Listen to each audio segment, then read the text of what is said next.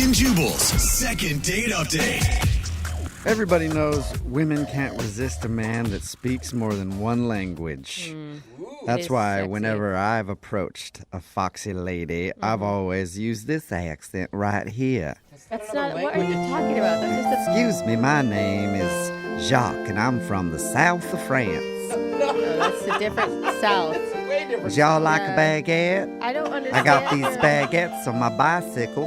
After we eat these baguettes, you can go out and watch me do some miming. I'm getting geared up to do some miming a little later on near Cannes. I don't even know that that's a Southern accent at all from any country. South of France, that's the way we speak down here. Get some sweet tea South of France. and Yeah. some champagne. All right, that's it. My top came off. You were right. I told you, it's a sexy accent.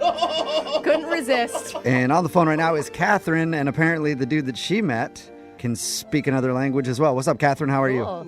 Hey. Hey. Good, how are you? Good. It says that you met the guy you want to call today at a Spanish class. Yeah, we were both taking a Spanish night class, and his name's Grady.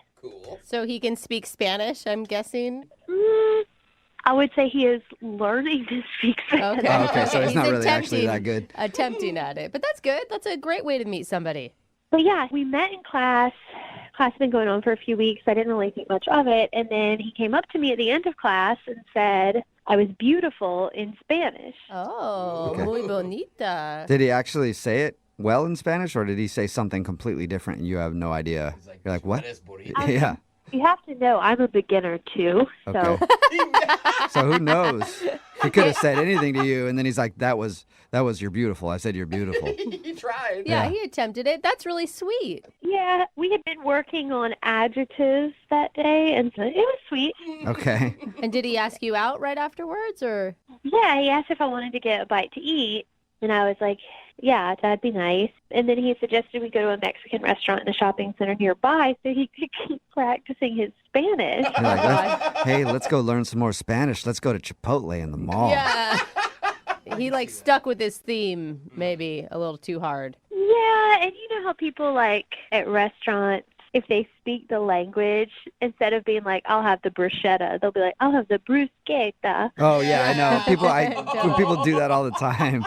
I hate that. Yeah. And he was like trying so hard, but it was really endearing. It was really cute. And we ordered, and then we just had a normal talk. Okay. Oh, good. Then He you didn't dropped the try Spanish to stuff. continue the Spanish. No. It was just to like order, which was sweet. And then just had a really good time chatting. I think he's really funny. I think he's genuine. You know, he just keeps it real physically. I mean, he's definitely attractive. Okay. It was fun. And I think he liked me too because he wanted to continue the date. And so yeah. we walked around. And, Where'd you walk? You know, we were in a shopping center. Oh. So we just went in a few little stores. I and- picture you at like a really bad chain Mexican restaurant, and so you're just walking around a parking lot. Okay, so you went into the No, mall. it was like a cute Mexican restaurant and a cute shopping center Okay. with fun stores. Got it. But that's awesome. What was your interaction like when you guys were walking around? It was great. You know, we were very bantery, you know, joking with each other. And he bought me this hat that I liked. It wasn't super expensive, but it was a hat I was looking at. And he was like, oh, it looks great on you. And he bought it for me, which was so That's cool. sweet. That's That would- usually that would such make me a think good sign. that he likes you, yeah. I think so. But then he walked me to my car. Uh-huh. And he gave me a hug, which was like, really, a hug? And then he thanked me for a great time, which was gentlemanly. And he hasn't contacted me since, and it's been a week. And you guys are done with your Spanish class at this point? No, we're still in class, but he didn't show up. Oh, so he hasn't been to class. Okay, and have you tried to reach out to him? I just texted him the day after our outing. I guess I don't even know if it was a date at this point. And I thanked him and said, I had a great time. And he said, me too, but didn't ask me out again. Dude, that's totally a date. He bought you a hat. Did he pay for dinner too? He did. He paid for dinner. He paid for our margaritas. For sure. You don't buy somebody a hat unless it's a date, That's what I'm saying. no matter who it is. Yeah. You know? That's a form of commitment. And Yeah. you had a follow-up text. Yeah, I mean, I followed up to thank him because, like, that's polite, and I did have a good time, and he did respond, but it was just me too, like, very short. Have you tried to ask him out? Yeah. Have you tried to ask him?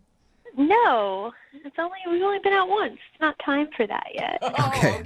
Well, Maybe so you're like, okay, I don't want to risk asking him out. I don't want to ask him out. I'll just call you guys to ask him out. Yeah, that makes perfect sense. I think you made the right decision. So we'll play a song, come back, and get your second date update, all right? That sounds great. Okay, hang on. Moving 92.5. Brooke and Jubal in the mornings. Second date update. Hey, Catherine, Hey, are you sure that you want to get a date with this guy? Because as far as I'm concerned, I think that this is the lowest anybody has ever stooped What? He just when these second date updates. yeah, I think I still want to date with him. What kind of monster buys a hat for somebody and then doesn't ask them out on another date? It's ridiculous to me. I mean, I can think of a lot worse things. Oh, I Yeah, can't. yeah. I can't, Catherine. Well, I guess we're going to call him anyway. If you're just tuning in for the second date update, Catherine is on the phone. She wants to call a dude named Grady. They met in their Spanish class. They were taking like a night Spanish class. He asked her out after class. They went and got some Mexican food and then walked around the mall. And while they were walking around the mall, he bought her a hat. But hasn't asked her out on another date. You are disgusted. Ugh, Yeah. ridiculous. I mean, I finally found your line, and Yeah. this guy's crossed This it. is it. Catherine, why do you think he's not calling you back? I truly have no idea. I mean, I've run through every scenario in my head, and I kind of starting to wonder if he just feels insecure because I'm better at Spanish. Oh, Maybe. Okay. I mean, he is avoiding Spanish class altogether, it sounds like, this week as well. So that's not a bad theory. It could be. I'm really anxious. All right. All right. Well, I'll call him right now, see if we can get him on the phone and get your answer, okay? Okay. All right, here we go.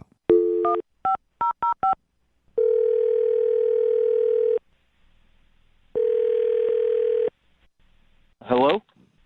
Hola, ¿puedo hablar con Grady, please? Hello? Oh, hey, what's up, Grady? Sorry, I'm speaking Spanish again. Is this Grady? Okay, yeah, this is him. Who's this? This is Jubal from the radio show Brooke and Jubal in the morning. Wait, I know there's a lot of things you don't understand right now. Yeah. Why? This is really the radio station? Well, I'm a person, Okay, that's not a what he meant. station. But yeah, But yeah, it's a show that airs on radio stations, yeah. What are you guys calling me for?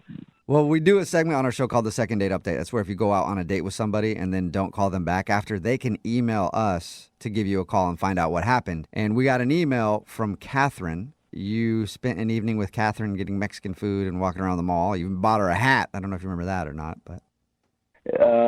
Hold on, man. So, Catherine emailed you guys about a date that we went on? Yes. Wait, was it not a date? She wasn't actually sure on that one, but she thought it was a date. Yeah, as far as I know, it was not a date, and I thought that was clear. Oh, well, I don't think it was clear with Catherine because, well, I mean, she wasn't sure, but she was sure hoping it was a date. Did you have fun with her at all? Yeah, no, I had a great time. I just, honestly, I met her at Spanish class, and I thought, she looked pretty and she was nice, so, I thought maybe she could also help me find, like, a little fashion of my own because she seemed, like, real fashionable. So I thought it'd be cool if we, like, hung out and shopped a little bit. That's it. Wait, hold up, though. I don't get that because you're like, oh, she's pretty and I want to hang out with her. So why wouldn't you consider it a date even if it was for her to help you go shopping? So this is kind of awkward, I guess. I guess I should explain this. I am currently trying to go out with this Spanish chick, so that's why I took these Spanish classes. And yeah, so I wasn't trying to go out with her because I was already taking the class to try to go out with somebody else. Okay, so you're basically using her as a stylist for the evening. That wasn't my intent. I did need help finding some clothes for my date. Yeah, this sounds bad now. Yeah, but you bought her a hat even. As like a thank you, like we were shopping for me and I felt bad that we weren't getting her anything. So I'm like, saw her eyeing this hat and I bought it for her. Oh. All right. That's like embarrassing. No. What, that he has no style and he has to No, like just convince somebody to go out with him to. Yeah, it is embarrassing, Grady. You need to do a better job of shopping for yourself. I agree. That, but also like the mixed communication there. I mean, I don't think it's your fault and it's not her fault either, but I'd be so embarrassed if I were her. It did seem like a date. Yeah, no, it really wasn't a date, though. Like, I didn't even kiss her or anything like that, and it was more of a business transaction, you know? Okay, well, maybe you guys can do more business together because she's actually on the phone listening and wants to talk to you. Hey, Grady. What? Yeah, it's Catherine. Hey, this is awkward. Yeah, it is awkward. Why are you calling a radio station or emailing them about a date? I'm really didn't think we were on a date at all. You took me to dinner after telling me I was beautiful. Unless you meant to say something else and your Spanish is just so bad that you messed up, Oh, no. which is possible, let's be real. Mm-hmm. But you said I was beautiful. You took me on a date to dinner and drinks, and you bought me a hat. And Well, wait. you never I didn't mentioned take you on to a me date. that- I didn't take you on a date. So did you mean to say, oh, that Spanish girl in our Spanish class is beautiful or something, and you said I was beautiful, or because it was No, I mean, I definitely- gave you a compliment. It was a compliment. Like, you are beautiful, and so, I give you a compliment. I give friends compliments all the time.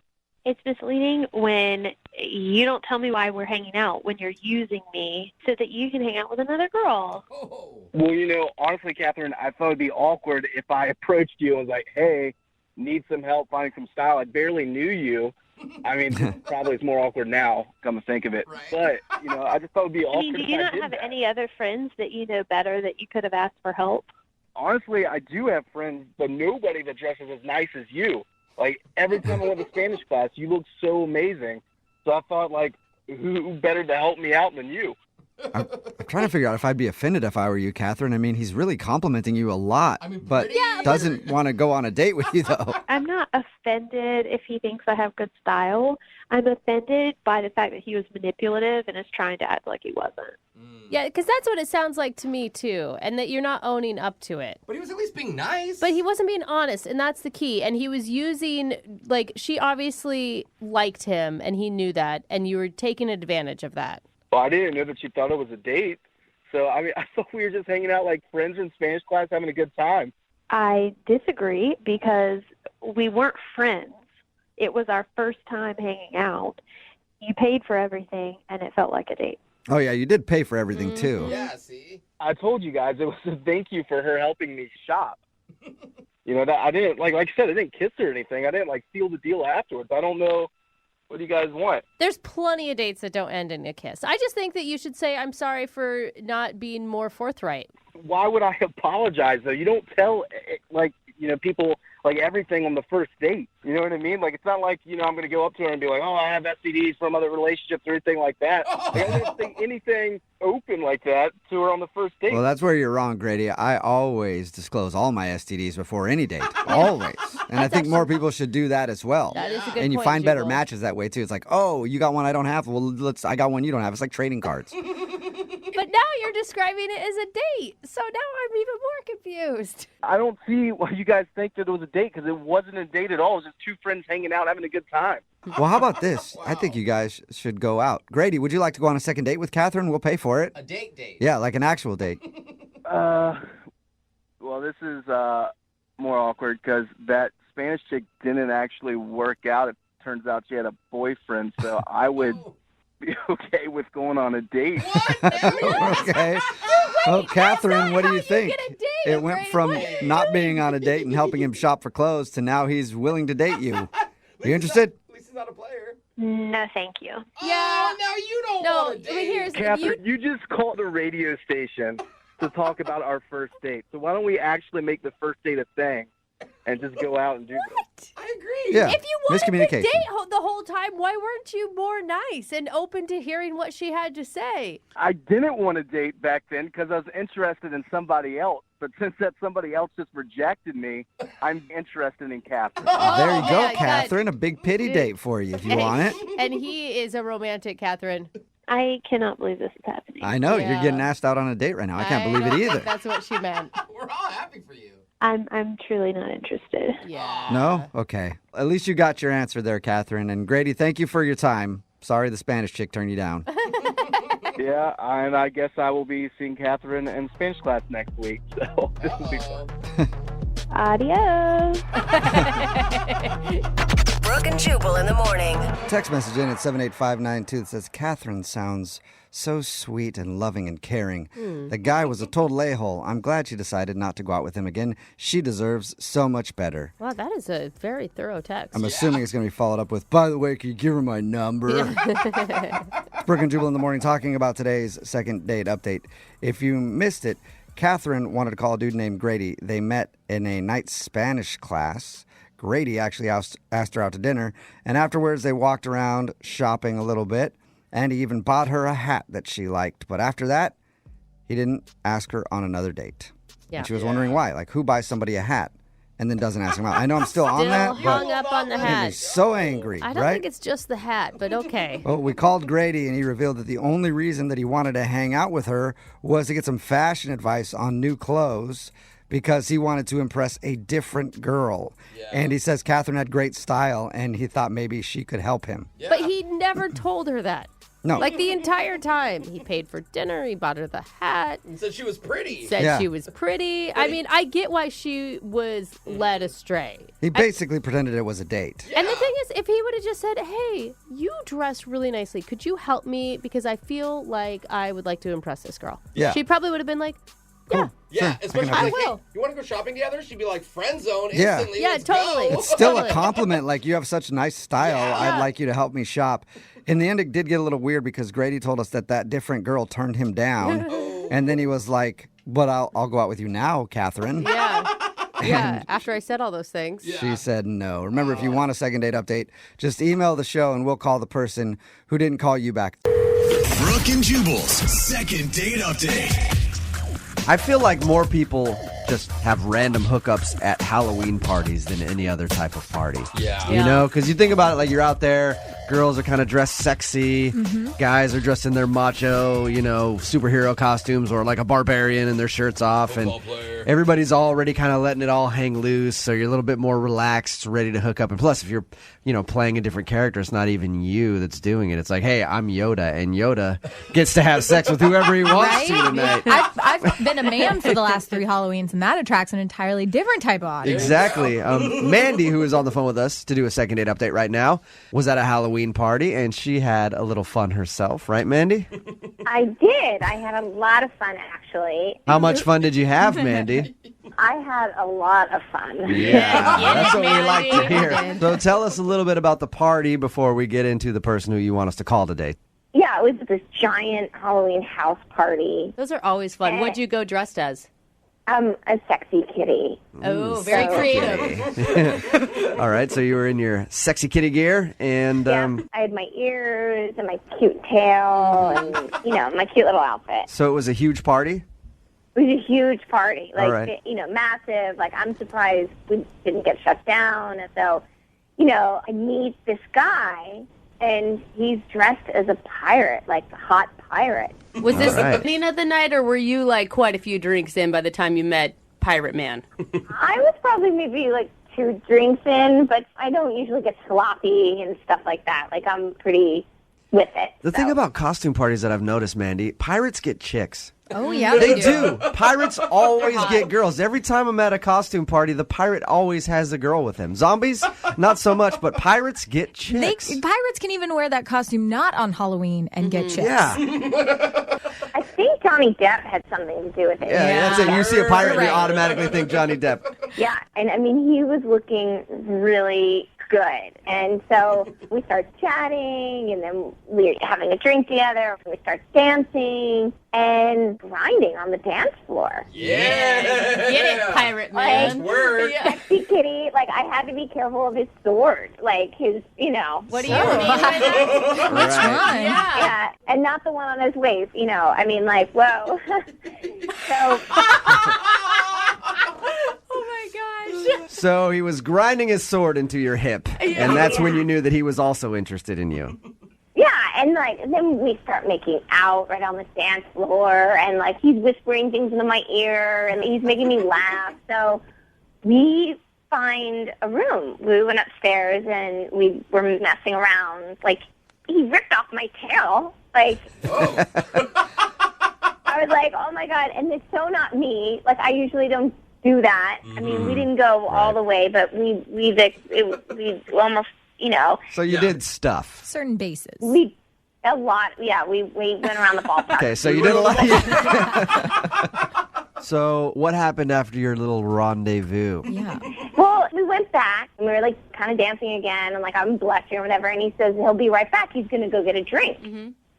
And like 15 minutes go by, and he never came back. What? Did he so he leave just- the party, or did you run into him again later? I mean, I looked for him, and so I went up to the guy who was hosting the party, and I mean, this is super embarrassing, but I couldn't remember the guy's name, or maybe I just didn't get his name. I mean, it was really awful, so I had to go and ask the host what his name was. Like, who was the pirate? What's the guy's name? I mean, it was really, it was embarrassing. Yeah. So he told me the pirate's name was Jonathan, and then I asked the host for Jonathan's number, and he gave it to me. Okay.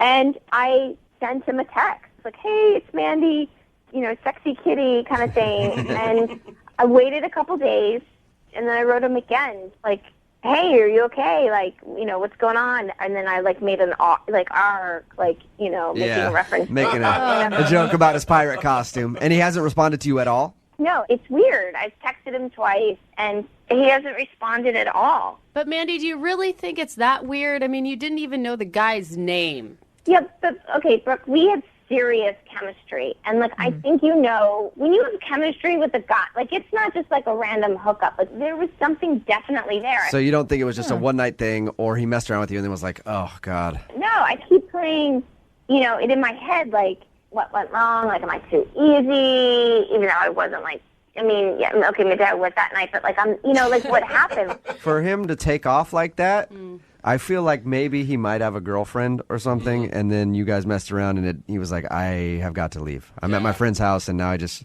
messed around with this sexy kitty. No matter how sexy the kitty is, you shouldn't be messing around on your girlfriend.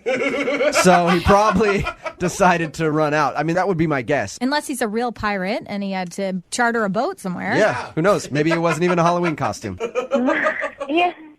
I mean, I hope he doesn't have a girlfriend because, I mean, I'd really like to see him again. All right, well, we're going to play a song, come back, get him on the phone, and get your second date update, okay? Okay. All right, hang on.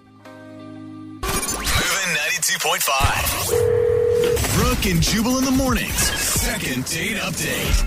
It just dawned on me that I think I know what Mandy's problem might be. Mandy, who was on the phone for a second date update, isn't getting a call back from this guy named Jonathan. She met him at a Halloween party. He was dressed up as a pirate. They messed around, did a lot of, quote, stuff together. And he took off and split from the party, or she couldn't find him, didn't even really know his name, went up to the host of the party and had to find out, like, who's the guy in the pirate costume? I liked him a lot, and I want his phone number. So that's how she got his information. Mandy, do you think that maybe the host of the party gave you the wrong phone number and you've been trying to call a different pirate and he has no idea who you are and that's why you're not getting a call back? I don't think so. No. Were there a lot of other pirates there?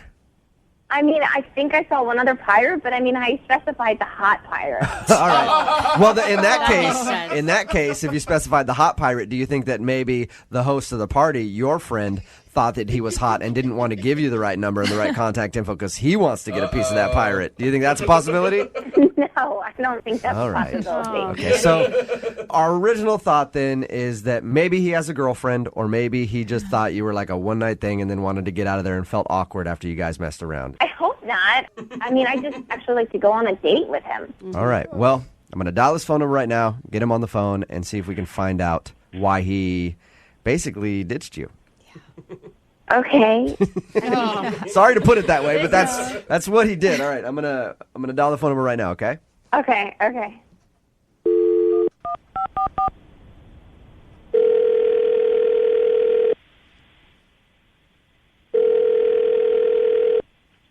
Hello? Hey, can I speak to Jonathan, please? This is he. How are you, man? This is Jubal from Brooke and Jubal in the morning.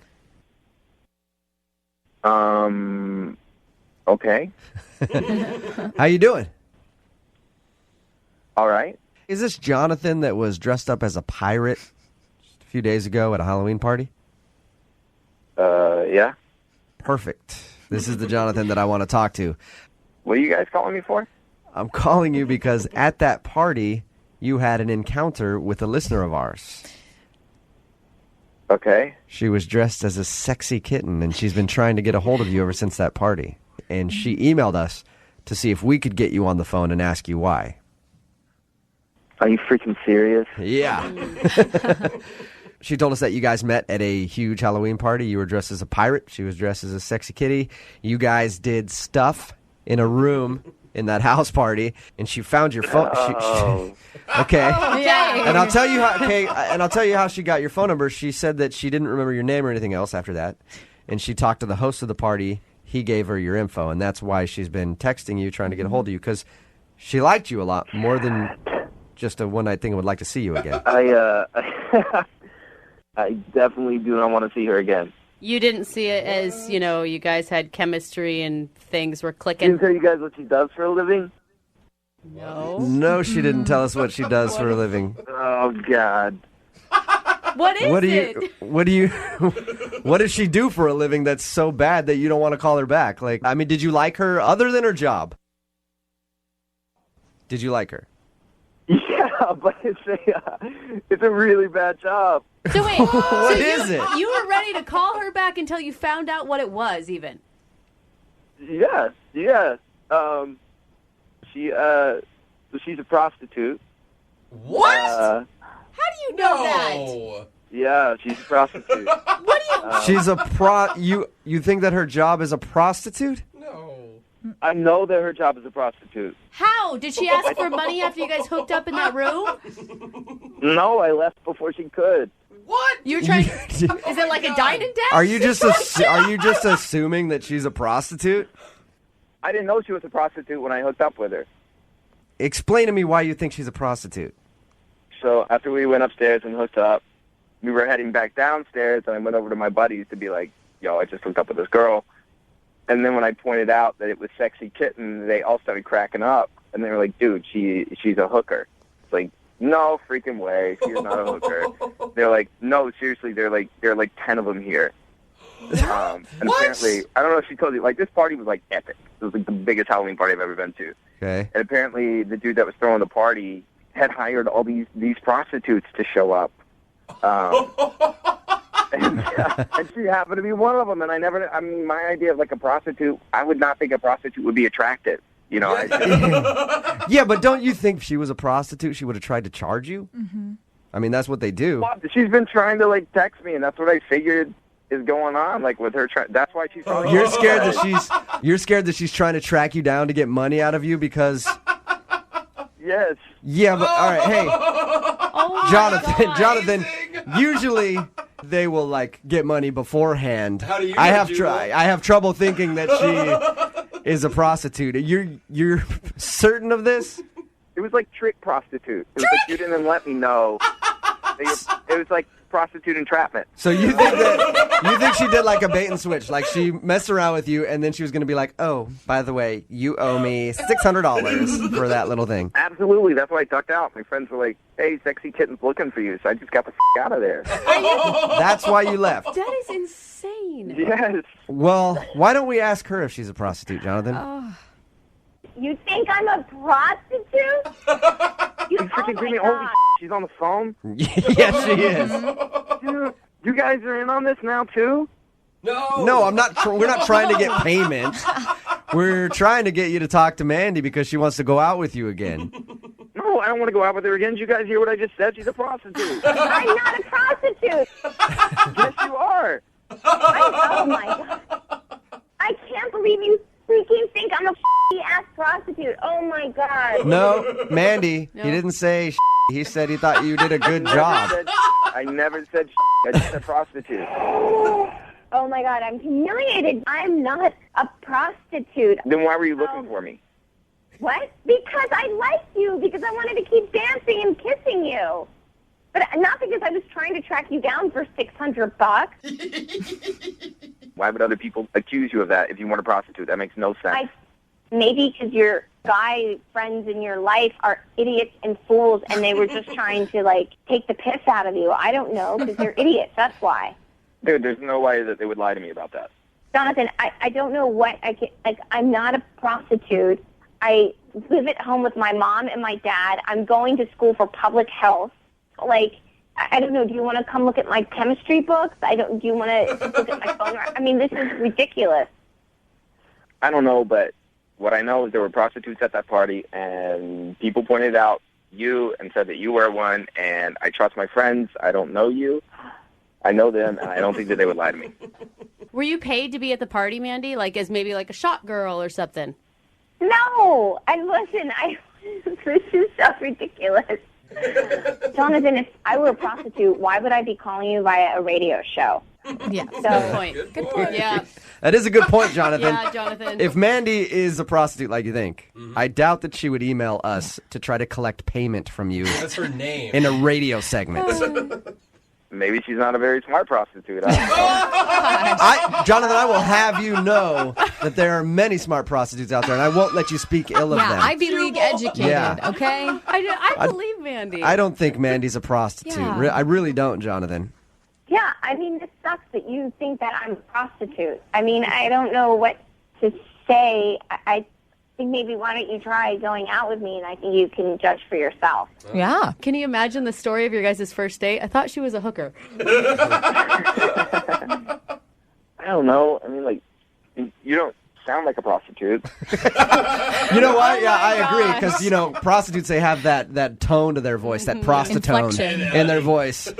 And you can tell just by listening It's to raspy. them. Yeah, it's a raspy thing that they have, and Mandy doesn't have that.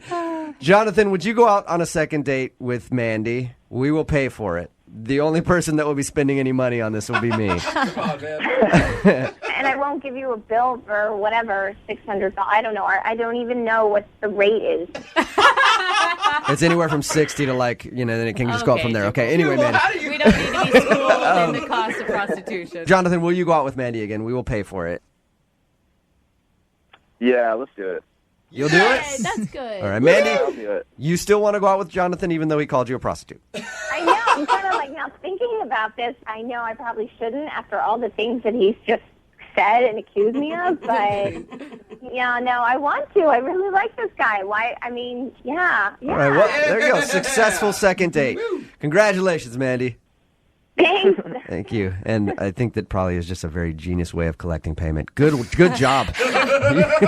Brooke and Jubal in the morning. Excited to talk to Aaron, the dude who wants to do a second date update today, because he accomplished something that I've never been able to accomplish, and I think a lot of guys have tried and failed at. Uh-oh. Aaron met a girl by putting his number on her car after he saw her get out of it and go in somewhere, and she actually called him back. Oh my You know how many times I've What? tried that, Aaron? Girls never call back. They usually just, I think, get the number and are creeped out and then throw it away, but she actually called him back. Aaron, how are you, man? I'm good. Thanks for having me on here, guys. Yeah, no problem. It's a pleasure to talk to you. I feel like I'm talking to some sort of celebrity because I've never known anybody that's actually gotten a call back from that. Did you write anything on the note that you left, or you just simply put your number in like, hey, I think you're No, hot? I just put my number on the windshield. And in all fairness, this has actually never worked for me before. And Okay. It's like the first time. But this girl was really hot, and I was like, you know what? Let's just try it and see what happens. Where Did you include a headshot? I did not. Okay. Where were you? Where were you parked?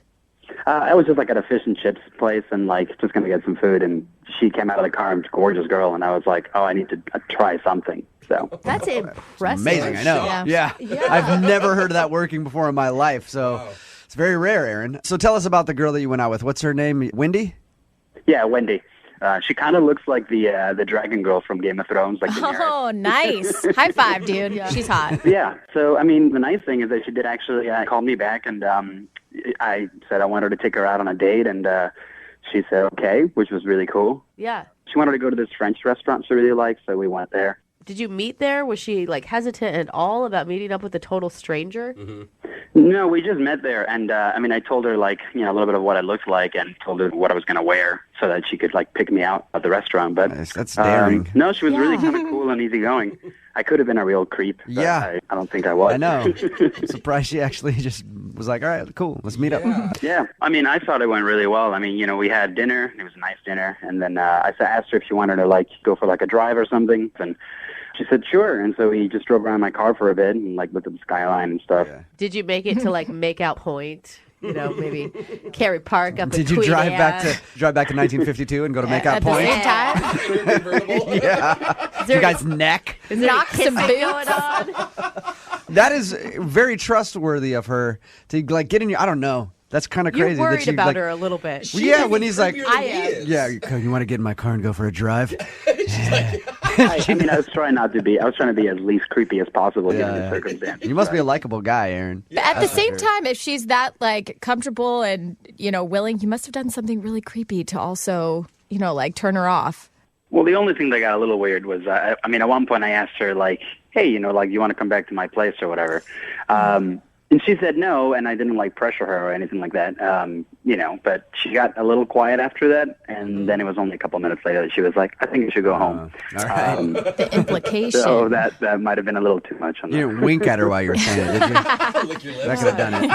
And how many times have you tried to get a hold of her? I've called her like 3 or 4 times. Yeah. I haven't got anything back. And I guess that's why I'm calling you guys, because I don't know what's happened. Okay, well, play a song, come back, call her, and get your second date update, okay? That'd be awesome. All right, man, hang on. Moving 92.5. Brooke and Jubal in the mornings. Second date update. All right, Aaron, you ready to go with your second date update? Yes, I am. I think that the mistake you made was just going for too much too soon. Like, I feel like you met the girl in kind of a rare way. You put your phone number on her car. She actually called you back, and then you went out to dinner, and you made it through. But I don't think you should have gone for the car ride after dinner, and I especially don't think you should have tried to ask her back to your place. Like, I think you were almost there. You know what I mean? You just got to take, like, it's okay to lay down a bunt every once in a while and not try to hit a home run every single time. You know what I mean? Actually, solid advice. Maybe just a little too ambitious, huh? Yeah. All right. Ready to go, Aaron? We're going to call her right now. Okay.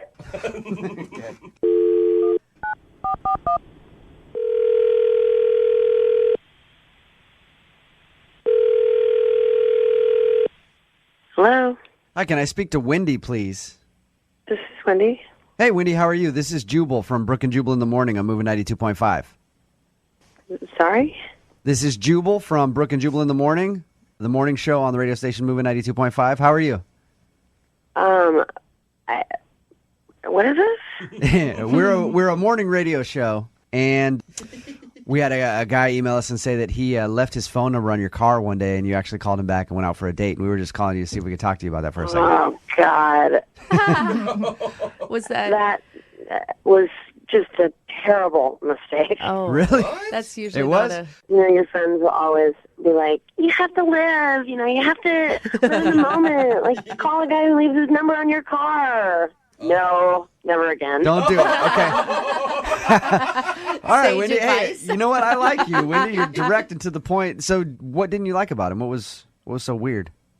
You know what? It was going great. Actually, surprisingly, at the restaurant and everything, we decided to go for this drive, and, we're driving around, and I think I was, like, talking about work, like something completely unrelated. Uh-huh. And I was in the middle of something he asked me about, and all of a sudden he just interjects the middle of my sentence with, have you ever hooked up with a girl before?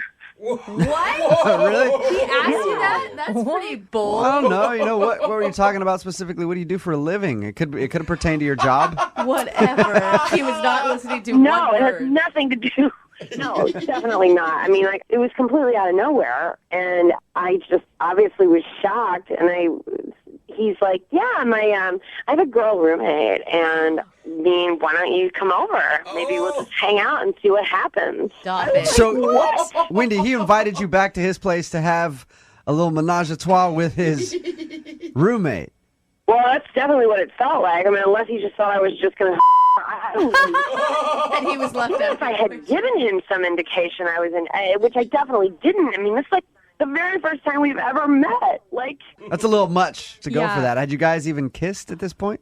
no. Of course, then I'm like, oh my God, I'm in this guy's car. You know, like, number two, dummy mistake. Like, I don't know what I was thinking. Like, I'm driving around and, like, I kind of just tried to be cool because, like, it's kind of scary. Like, when you realize, like, someone is, like, a freak, you know? I mean, like, Now you're stuck in you his know, car. I mean, he could be, like, a serial killer, you know? Like, yeah, first you hook up with my roommate, and then we eat your heart.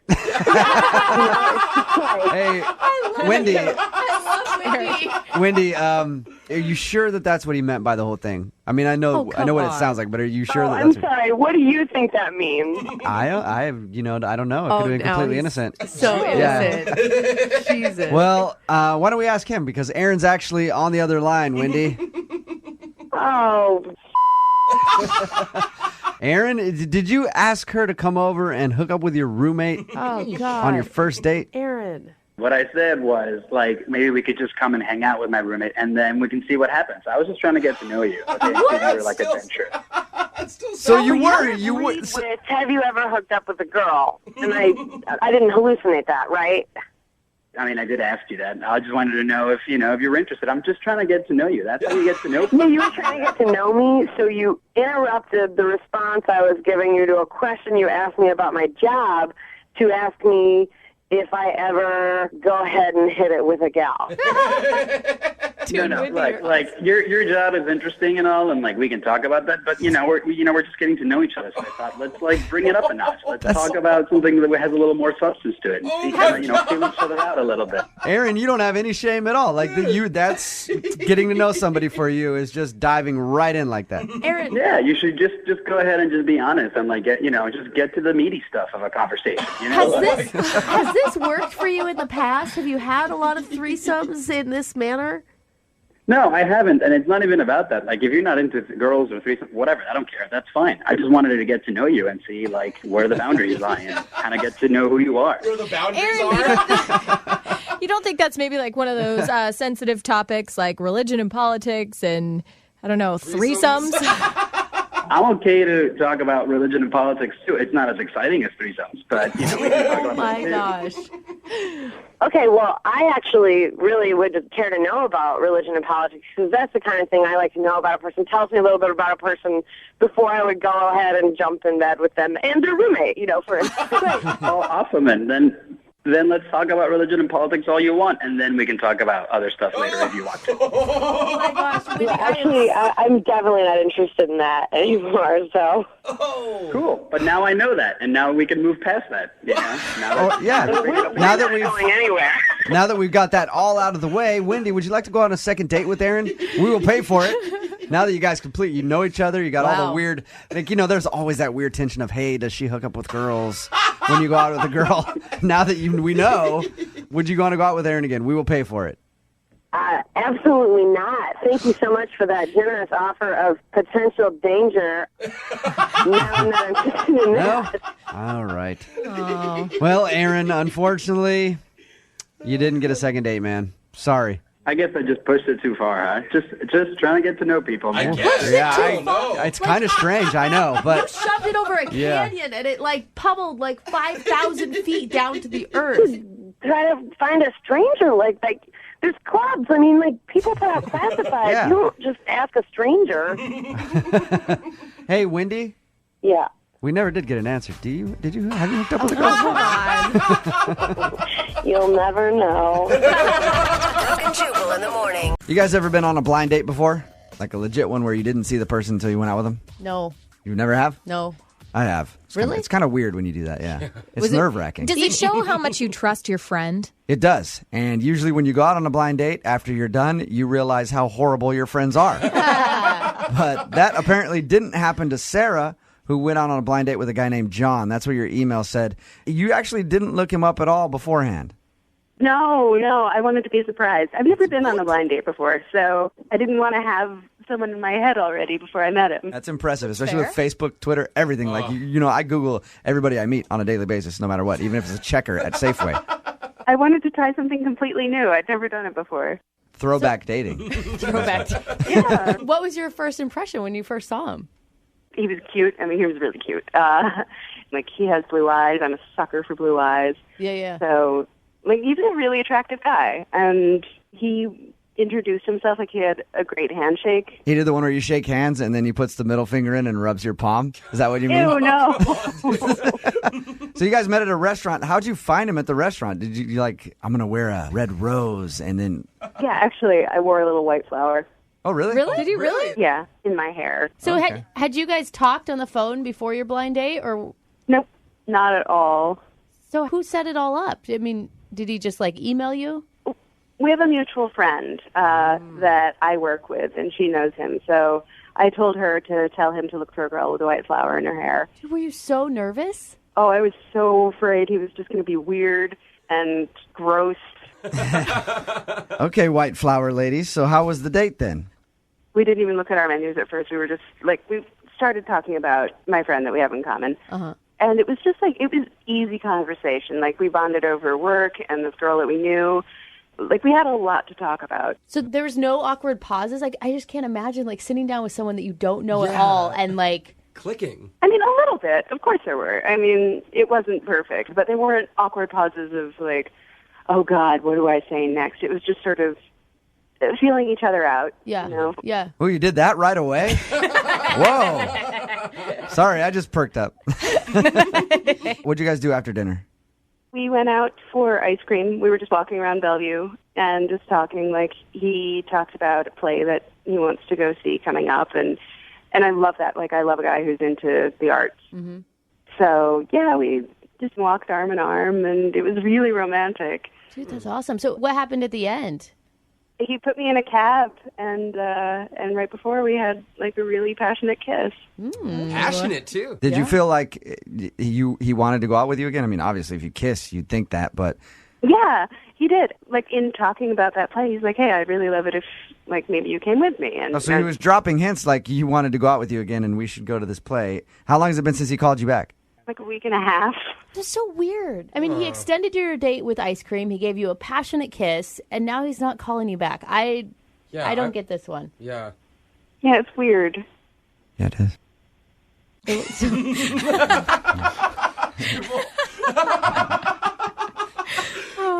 You're weird. Only you can say 2 words. All right. We're gonna play a song, call him, and come right back and get your second date update, okay? Okay. All right, hang on for me. Moving 92.5. Brooke and Jubal in the mornings. Second date update. Remember, if you want a second date update, all you have to do is email us, brookandjubal@moving925.com. We will call the person that didn't call you back. That's what we're about to do for Sarah, who's on the phone with us right now. She went out on a legit blind date with this guy named John. They didn't see each other at all beforehand. It was set up by a friend. They met at a restaurant. She had a white flower to let him know who she was. Thank you. And Sarah, you still say you can't think of a reason why he wouldn't be calling you back. No, not at all. I guess during the song, when you were talking to our producer, you said that you had some kind of apprehensions about calling him? He's just a guy's guy. So if you can, like, talk to him man on man for a sec. Do not establish it that way, because do you know how Jubal interprets man on man? Well, that sounded There's bad. a lot of different ways. I mean, bro, dude. I am getting. I need to take a cold shower now, Brooke. Thank you very much. I meant like your interpretation of bro. He's gonna approach him in the Duff voice. Yeah. Hey, you want to go like lift some weights, talk about this or what? It's the worst description you could have ever used. I'm a dude. I've been a dude all my life. I know how to talk to guys. Sounds so wrong, doesn't it? Okay. All right. Well, Sarah, we'll try to take it easy on him, and I will talk to him and see if we can get an answer for you why he isn't calling you back. Okay. Thank you. All right. You ready? Oh, I'm nervous. Yes. Okay. All right, here we go.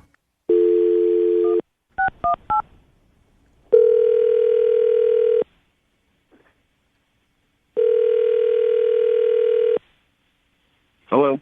Hey, is this John? This is John. John, how are you, man? This is Jubal from Brooke and Jubal in the morning. I'm moving 92.5. You got a second?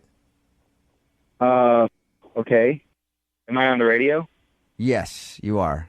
I just wanted to talk to you about a friend that we both have. Okay, what friend? It's a girl named Sarah, and I know that you guys went out on a date. It was like a blind date, which I can understand has got to be kind of weird. How was that, by the way, when you met up with her and you'd never seen her before? So she gave you my number. Yeah. Honestly, dude, was she not hot? No, she was. I was pleasantly surprised. She's very attractive. It sounds like something bugged you about the date. So what was it? I don't think it's a good idea to really talk about this on the radio, honestly. Is it that bad? It could be interpreted as pretty bad, yeah. She had a tongue ring, and for me, I know tongue ring means pretty easy. So I've had that phase of my life already, and I just don't need to be dating anybody who's... So you feel like because Sarah had a tongue ring that she's not the kind of girl you want to take home to mom, basically. Yeah, exactly. Like right now I want something more serious. Can I say something? Hey, Yes. John, Sarah's actually on the phone with us right now. She heard everything you just said. Oh my gosh. Sarah's on the phone? Yeah. Okay. You just made this giant assumption about my whole personality and decided that's true, and it's not, first of all. Well, it's just in my experience, any girl that I've dated who's had a piercing on her tongue or different parts of their body, it's like the sex is going to be great, but the relationship's not going to Maybe the problem is with you, and maybe you've just dated a lot of sluts, but I'm not like that. John, have you turned down girls before because of piercings? Yeah, or like a lot of tattoos or so. I mean, there's nothing wrong with it. It's just not what I'm looking for right now. If you know that about yourself, why did you even lead me on? Like, why did you talk about going to a play? Like, it's not like you suddenly realized I had a tongue ring. It's pretty obvious. Honestly, I already knew in my head that things weren't going to work out, so I just threw that line out there to kind of get out of the date, just end it. John, the one thing I'm really confused about is who cares how many people anyone has slept with? I mean, if they're going to... I think a lot of people do, yeah. It's like 1,000 people. I am not hooking up with you. If a girl says I've slept with 10,000 guys... I'm asking John. Okay, John. ask Why does John. that matter? I really I think honestly everybody don't get listening it. right now is like, I think it matters. That's because Brooke's hooked up with the entire promotion staff, so she doesn't want us to judge her. I think you guys are really missing the point here. I really do. I think that it doesn't I think matter. everybody understands exactly the point.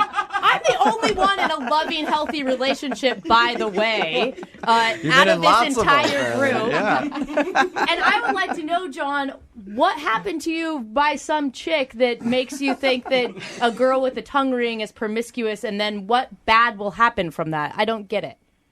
I've been on a date with a girl who had a tongue ring, and it was easier to take things to the next level. And within a month, everything had kind of flamed out. It didn't last. It was good for a flash, and then it was over. I agree with you, John. I think most girls I've met with tongue rings, same thing. Really? Yeah, absolutely. You Piercings, serious? tongue, or tattoo? No, I don't know. It's a blind date, so you got to take what you see and what you get. I didn't have time to get to know her a lot, so I just had to base my understanding of her on what I saw and what I heard. He's totally disregarding everything that we talked about, and I think it makes you an ass. What can I do to convince you that I'm not an ass? Hey, I'll tell you what you could do. John, I would love to pay for you guys to go on a second date. We will send you out again. The show will pay for it. Will you go on a second date with Sarah? You know what? Yeah, I will.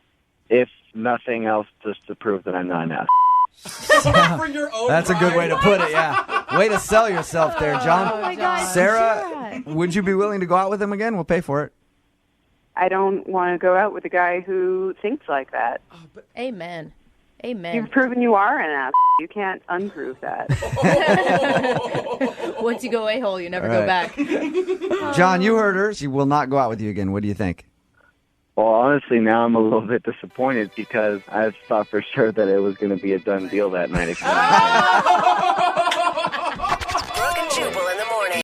I'm not an expert, but I always feel like if you're out on a first date and you don't make it to the intended place you were planning on going to, that probably wasn't a good date.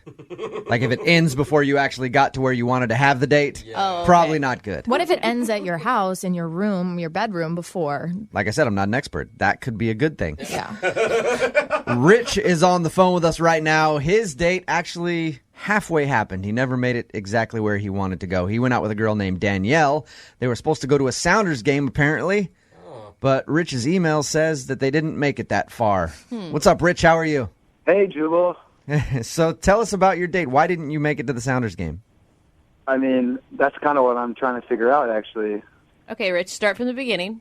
Where did you meet her? Okay, well, I met this girl, Danielle, through friends on Facebook, actually. Okay. And, like, right away, like, the first time I saw her, I was like, she's super, super cute.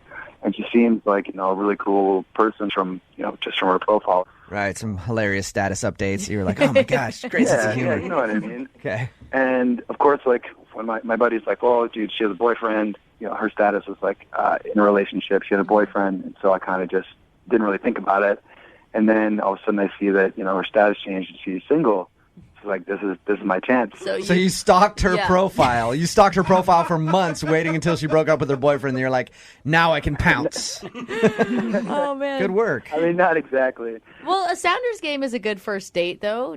Yeah, I mean, I got really good seats. And, like, one of the things that I really liked about her is that she's a Sounders fan. And I thought that would be a really great first date. And you know, she seemed really excited about it.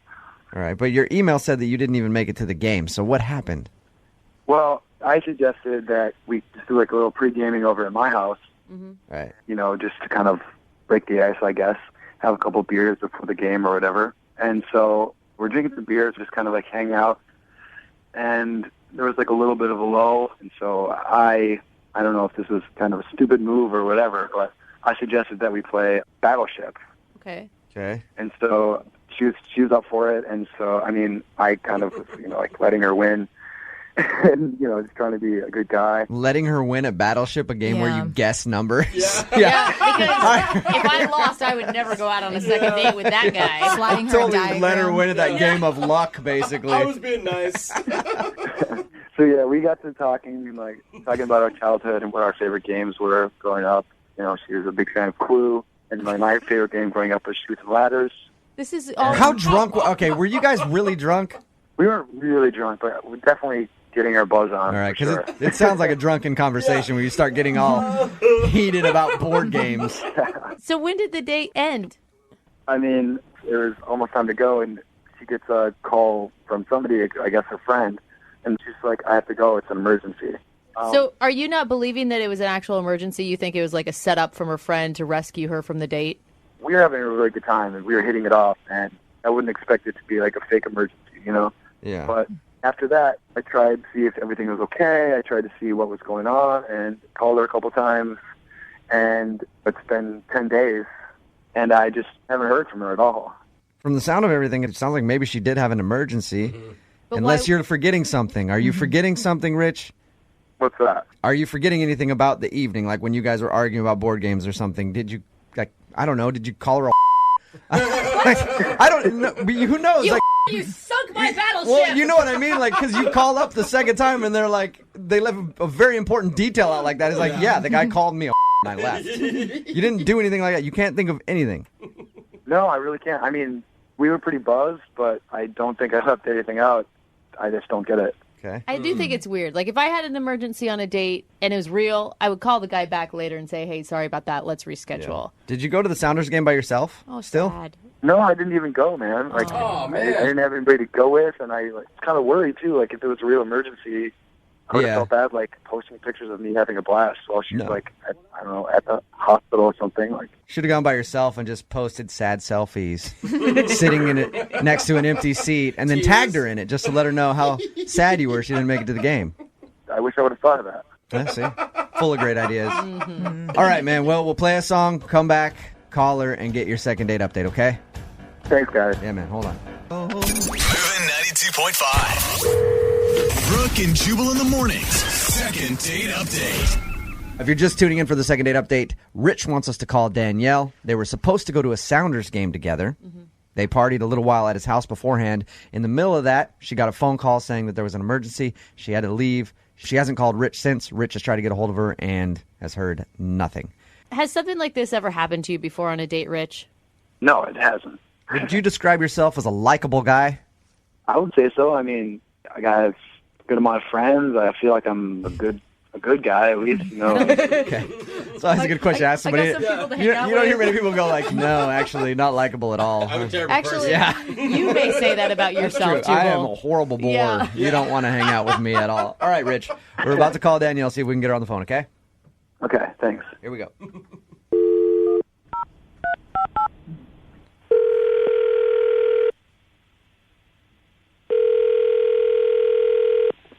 Hello? Hi, can I speak to Danielle, please?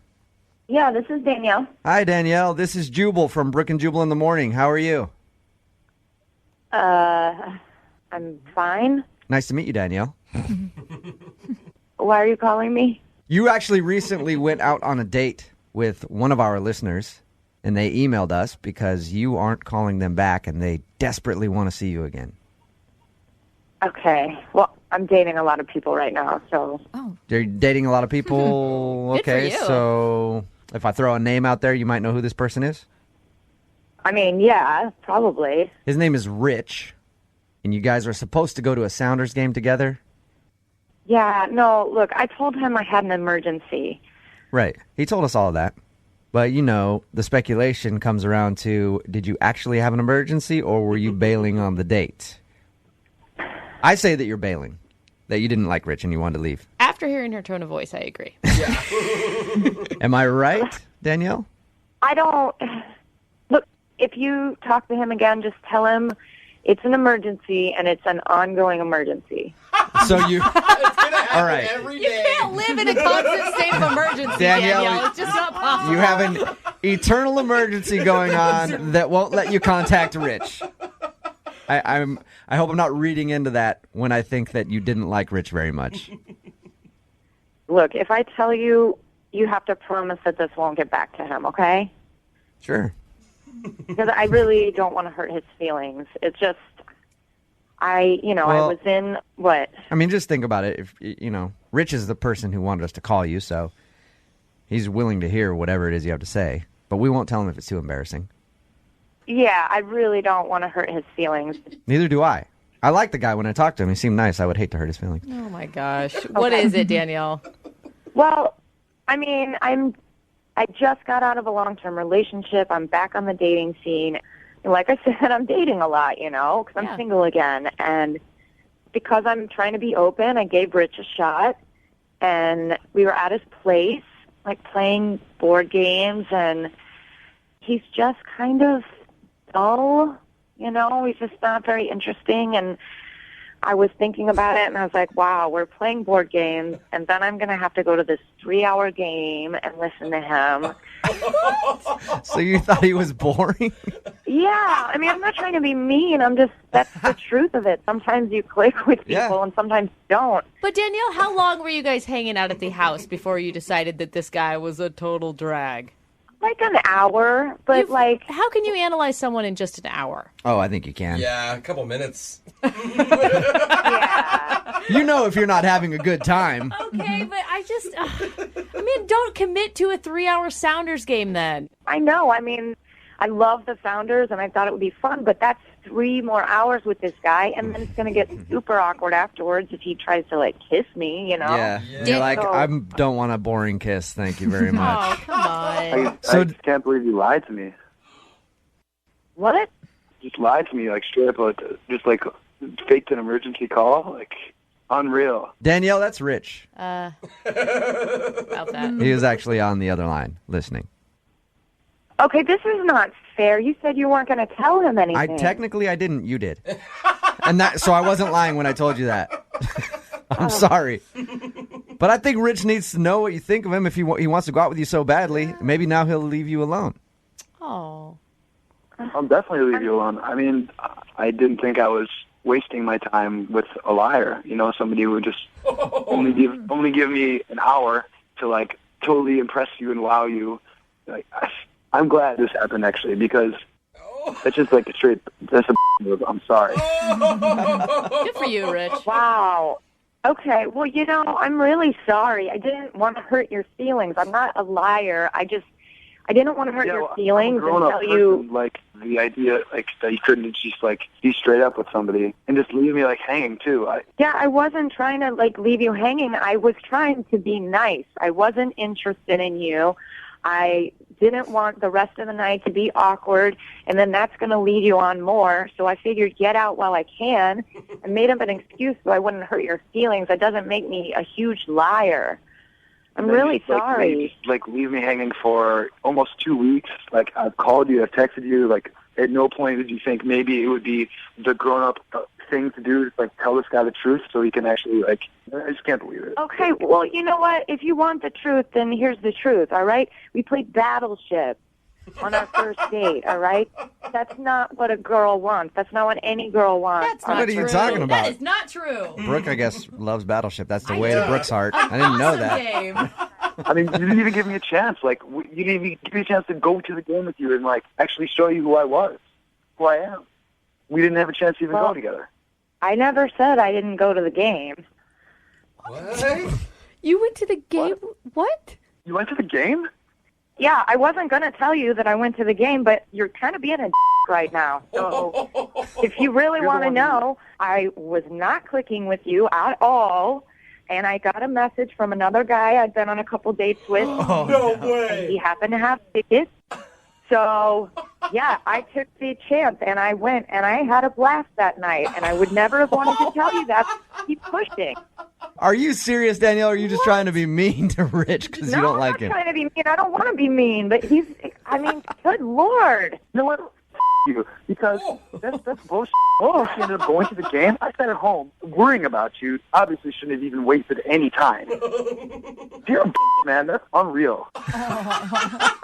Dude, Danielle. Wow. Do you have any remorse right now, Danielle, for this or no? You know, I did. I felt bad the whole time, but now I don't. I really feel like he's being so rude to me. I lied because I was trying to be nice, so I'm sorry.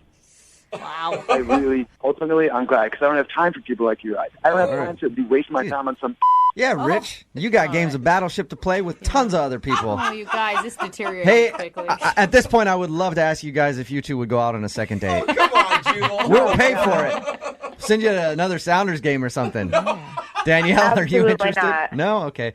Rich, you interested? Oh, my God. Hell no. Thought for sure you guys would have gone out again. Weird. Well, there you go, Rich. You got your answer, man. She lied to you. Unbelievable, man. Unbelievable. Sorry, bro. Hey, next Sounders game, I'll go with you. Great. That would be amazing, actually. Yeah, no, I probably got plans, though. Probably got plans. Sorry about that. Brooke and Jubal in the morning. Oh, today's a serious one. Uh-oh. Got an email from a dude for the second date update today, and it said that he met the woman of his dreams. Oh, I love and these that ones. he swears he is madly in love and that they're gonna get married and grow old together, and he just knows it. It's like I can hear the eye roll in your voice. It's not an eye roll, it's stress, because now I have to talk to him on the phone while holding back vomit. And that's difficult for me, but I'm gonna try anyway. Tyler, what's up? Hey, man, sorry to make you vomit, but I am definitely head over heels in love. Why would you do that to me right now? I had just gotten over that little tingly feeling in your throat, and it's back now. I hope you have a toilet nearby because this is serious. Oh, my God, that's so cute. How did you fall in love after one date? Well, we did go on one date, but I actually spent a little bit of time with her before the date. We sat next to each other on an airplane. So Oh, okay. Kismet, very much so. I think so. I mean, I thought she was gorgeous the second I saw her walking down the aisle. I couldn't believe it when she actually sat down next to me. I know, that's the best feeling. It's only ever happened to me one time, but you see like someone attractive walking, you're like, please sit next to me, please sit next to me, please sit next to me. They always pass you by. Yeah. One time it happened and it was the best. I asked her out, and she said no. But apparently this one said yes. That's a really awkward plane ride. I hope you waited till the end to ask her out. I did. Okay, I did. that's good. But it was on the landing, so there was still a decent amount of time to sit there Right. like, oh, you idiot. My ears are popping. My heart's breaking. Anyway, Tyler, you had the opposite experience, so that must have felt good. Yeah, it did feel really good because we were getting our baggage together. I was super nervous. And then she was turning to leave, and I was like, oh, my God, this is like the moment. I'm either going to lose her or I can put myself out there and just go for it. And I asked her out. I was like, hey, hold on a second. Can I actually see you again? I'd love to take you to dinner. Ooh, wow. Just straight like that? You just shot it out there? Yeah, I did, because she was turning to leave, and it was like in slow motion. I was like, stop. All right. That's awesome. Well, good work. You seized the moment, man. And what'd she say?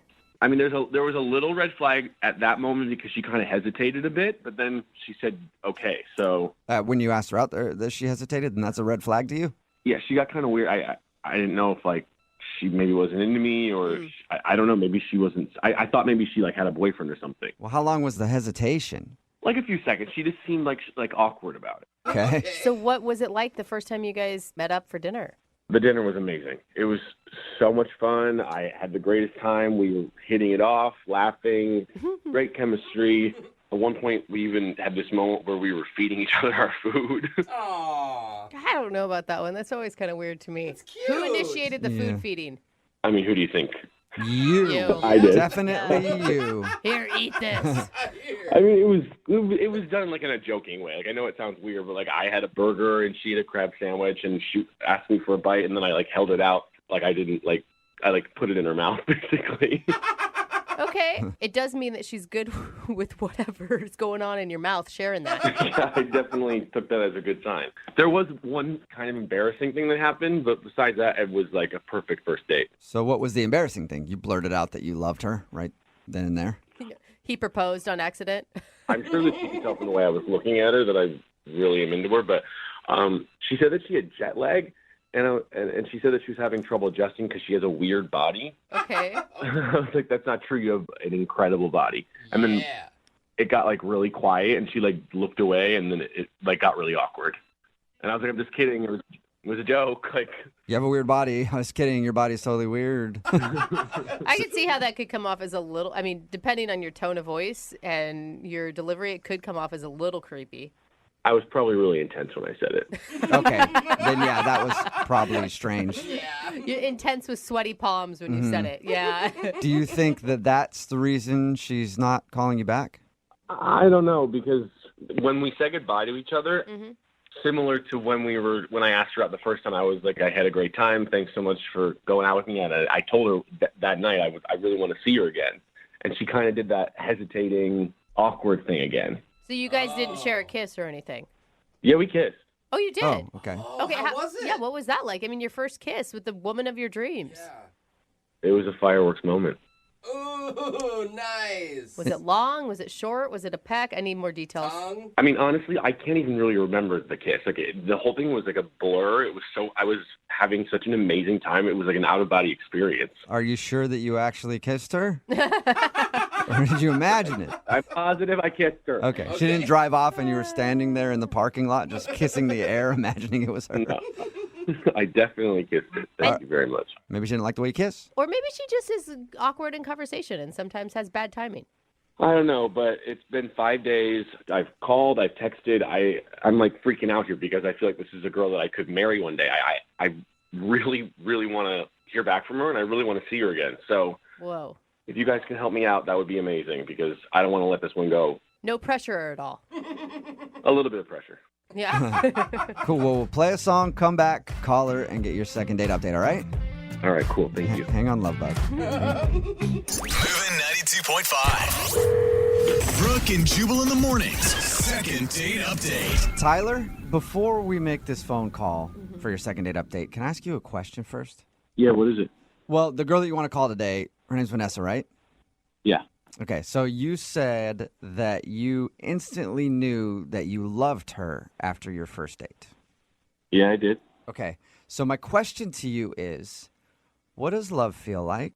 Oh, sad. Jubal. Can we give him a What does it hug? feel like? Oh, It feels like giddiness, happiness, like this big swell in your chest. Huh. yeah. Okay. Joy. Oh, okay. It's like how I feel about money. Got it. Perfect. Now I can really put myself in your shoes and say, Yeah. congratulations, man. Yeah, you must really like this girl. I'm sorry, I didn't realize it before. Yeah, I really like her. Okay. Oh, Well, then sweet let's hurry up Tyler. and get this phone call done, man. I have to hear how this ends. Yeah, right? Because after this, I want to call my bank. Tell everybody I love them. All right. Well, just to remind everybody, if you're just joining us, Tyler met this girl while they were on a plane. He asked her out at baggage claim. They went on a date, and after the date, he's just like, I love her. Oh my gosh, this is so much pressure. Now she is not calling him back or anything. Okay, Tyler. I'm dialing her now, and Tyler. I'm sorry, dude. She's probably going to answer my phone call and not yours. Oh my gosh, don't rub it in. This guy's already going to be crushed, I feel like, in a second. I mean, I'll just be happy to hear her talk again, honestly. So Okay. Well, she's going to be talking to another man. That's all I'm saying. Hey, All he's got the bar is set low for Tyler, which I like. You're not expecting a lot. This is good. Okay, here we go. I'm dialing her phone number.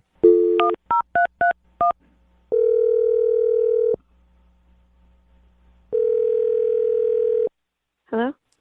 Hi, can I speak to Vanessa? Who is this? This is Jubal from Brooke and Jubal in the morning.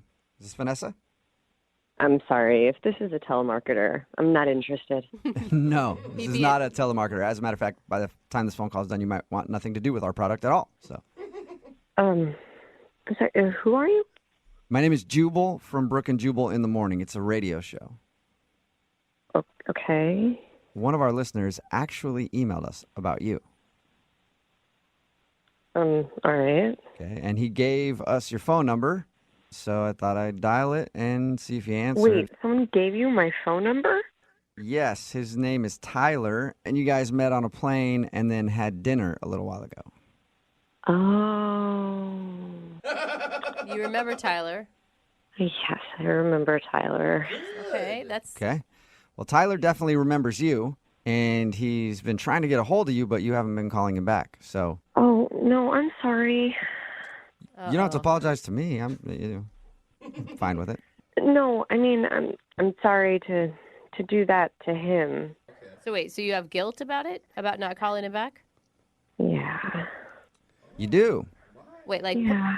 Like in a way like, oh man, I should have called him back. I wanted to and I haven't gotten around to it. Or in a didn't know how to let him down way. Like, in a way, I'd like to see him, but I can't. You can't see him.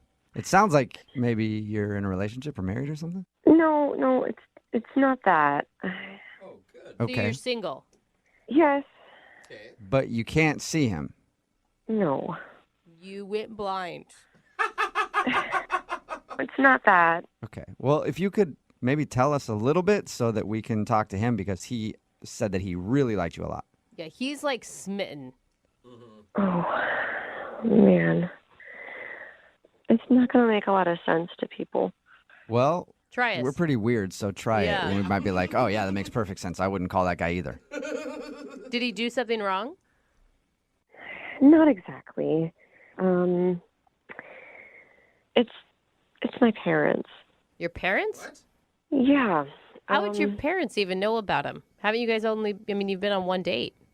This is the part that I know that people don't really understand. Okay. Your parents are private investigators, and they track down each of your dates and find out about them.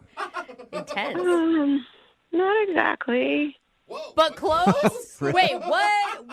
What? You have to tell us. Yeah. I mean, my parents are just really protective. Okay. You know, they love me, and I really trust them. I respect their opinion. So you told them that you met this dude on a plane, and they were like, no! Not exactly. But kind of. How would they even know him? I mean, did you give them information about him? Not exactly. Not exactly, not exactly. So how do they know about this guy then? Well, they were there. Wait, they were where? They were there at another table. They were at the restaurant? What? On your date? Yeah. On Wait. purpose or on accident? Good question. Well, like I said, they're just very protective, and It was on purpose. I really trust their opinion. You know, they care for me, so they wanted to be there. What? So Wait, where they were sitting at another table watching him to see if it was a good date or whatever? Yeah. Is this something you do often with your parents? Like every time you go on a date, you tell them where you're going to go and they show up too? Oh yeah. I mean, I really care about their opinion, and I know that they care about me. Yeah, but I care about my best friend's opinion and I want my mom's opinion, but I trust that I can get their opinion without them actually being on the date with me. I know that this is hard to understand, but this is what we do. I like that they're there. I like that they're lurking out for me. Okay, so let's get past that for a second. Just the whole situation of you bringing your parents along. Yeah. Everybody's got opinions on that for sure, but I just want to know, did they not like him? Is that why you're not calling him back? Yeah. I mean, they said you seem nice, but I hate to say this, but that he dressed poor and that he didn't really put in much effort, not very cultured. So wait, your parents are controlling and shallow? Like that is intense. They're judging people on what they're wearing? They're looking out for my best interest. And trust me, a rich, cultured man is the best. And I want that for all of us listening right now and in this room. So why not just tell him that, well, you can't tell him that. So, that's messed up.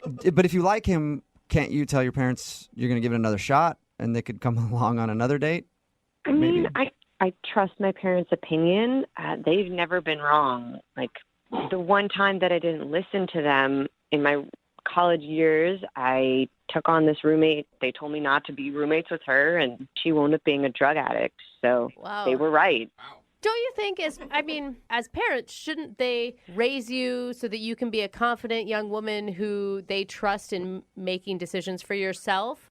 I trust myself to bring them along because I like that they're there and their opinion matters. Huh. Interesting. Okay. Okay, well, now that we've heard your parents' opinion and the reason that you're not calling Tyler back, I wonder what Tyler's opinion would be. And the cool thing, Vanessa, is that he's actually on the phone listening to this and wants to talk to you. Oh, my gosh. Yeah, so we can get that opinion right now. Yay. Tyler, what's up? You there still? I'm here. You're quiet. You're quiet. Oh, my God, Tyler, you're there? Is it okay that we have this conversation without your parents around? Without mom and dad? Very funny. Really, Vanessa? Your parents were there watching us the whole time? I'm sorry. I know that's weird, but it's just, they've been there for me all my life. I don't understand why you didn't tell me that they were there. Why was it some secret? Now I feel like they were spying on us, which they were, I guess. I know. I'm sorry. It's just, if you knew if they were there, then you would act differently. They needed to see how you would act if we were alone. Dude, he was feeding her food in front of her mom and dad. Oh, yeah. I didn't even think about that. It's weird, man. I know. I'm sorry. And by the way, I'm not poor and I'm not uncultured. I'm actually a great guy. I have a good job. I have my own condo. I've been in a little trouble, but that's in the past. A little trouble, but that's in the past. What does that mean? Yeah, what does that mean, Tyler? Yeah. What does that mean? It doesn't matter. It's in the past. It was 6 months ago. Oh, my God. Were you arrested? You were in the arrested. past 6 months ago. I'm just being honest. It was 6 months ago. I've moved on. I'm just saying that I have my life together, and that's it. Hold on. What happened 6 months ago? It doesn't matter. It doesn't matter. Forget that I said that. Forget that I said that. It does matter. What did you do? I've served my time. I'm in a different place now. It was the lowest kind of. I was roped into it with some other people. It's not important. I'm just saying that I have my life together. Yeah. Pyramid scheme. I want to know now, Tyler. Everybody wants to know. Embezzlement. Are we close? I'm not telling you guys. It was in the past. My point is that it was a great date. I just want to know if she likes me or not. And I just want to either move on or not. Okay, well, then I'll help you here. Vanessa, would you like to go out on a second date with Tyler? We will pay for it. What? I mean... We'll pay for your parents, too. Why not? Yeah, foursome? Bring him along. I can't, especially knowing now that there's some mystery that happened 6 months ago. It was not even a big deal. It was the lowest felony charge you could get. I was roped into it. That's kind of the biggest deal. That's as big as it gets, deal. It was the smallest felony you could get. I barely even served any time. It was in the past, like I said.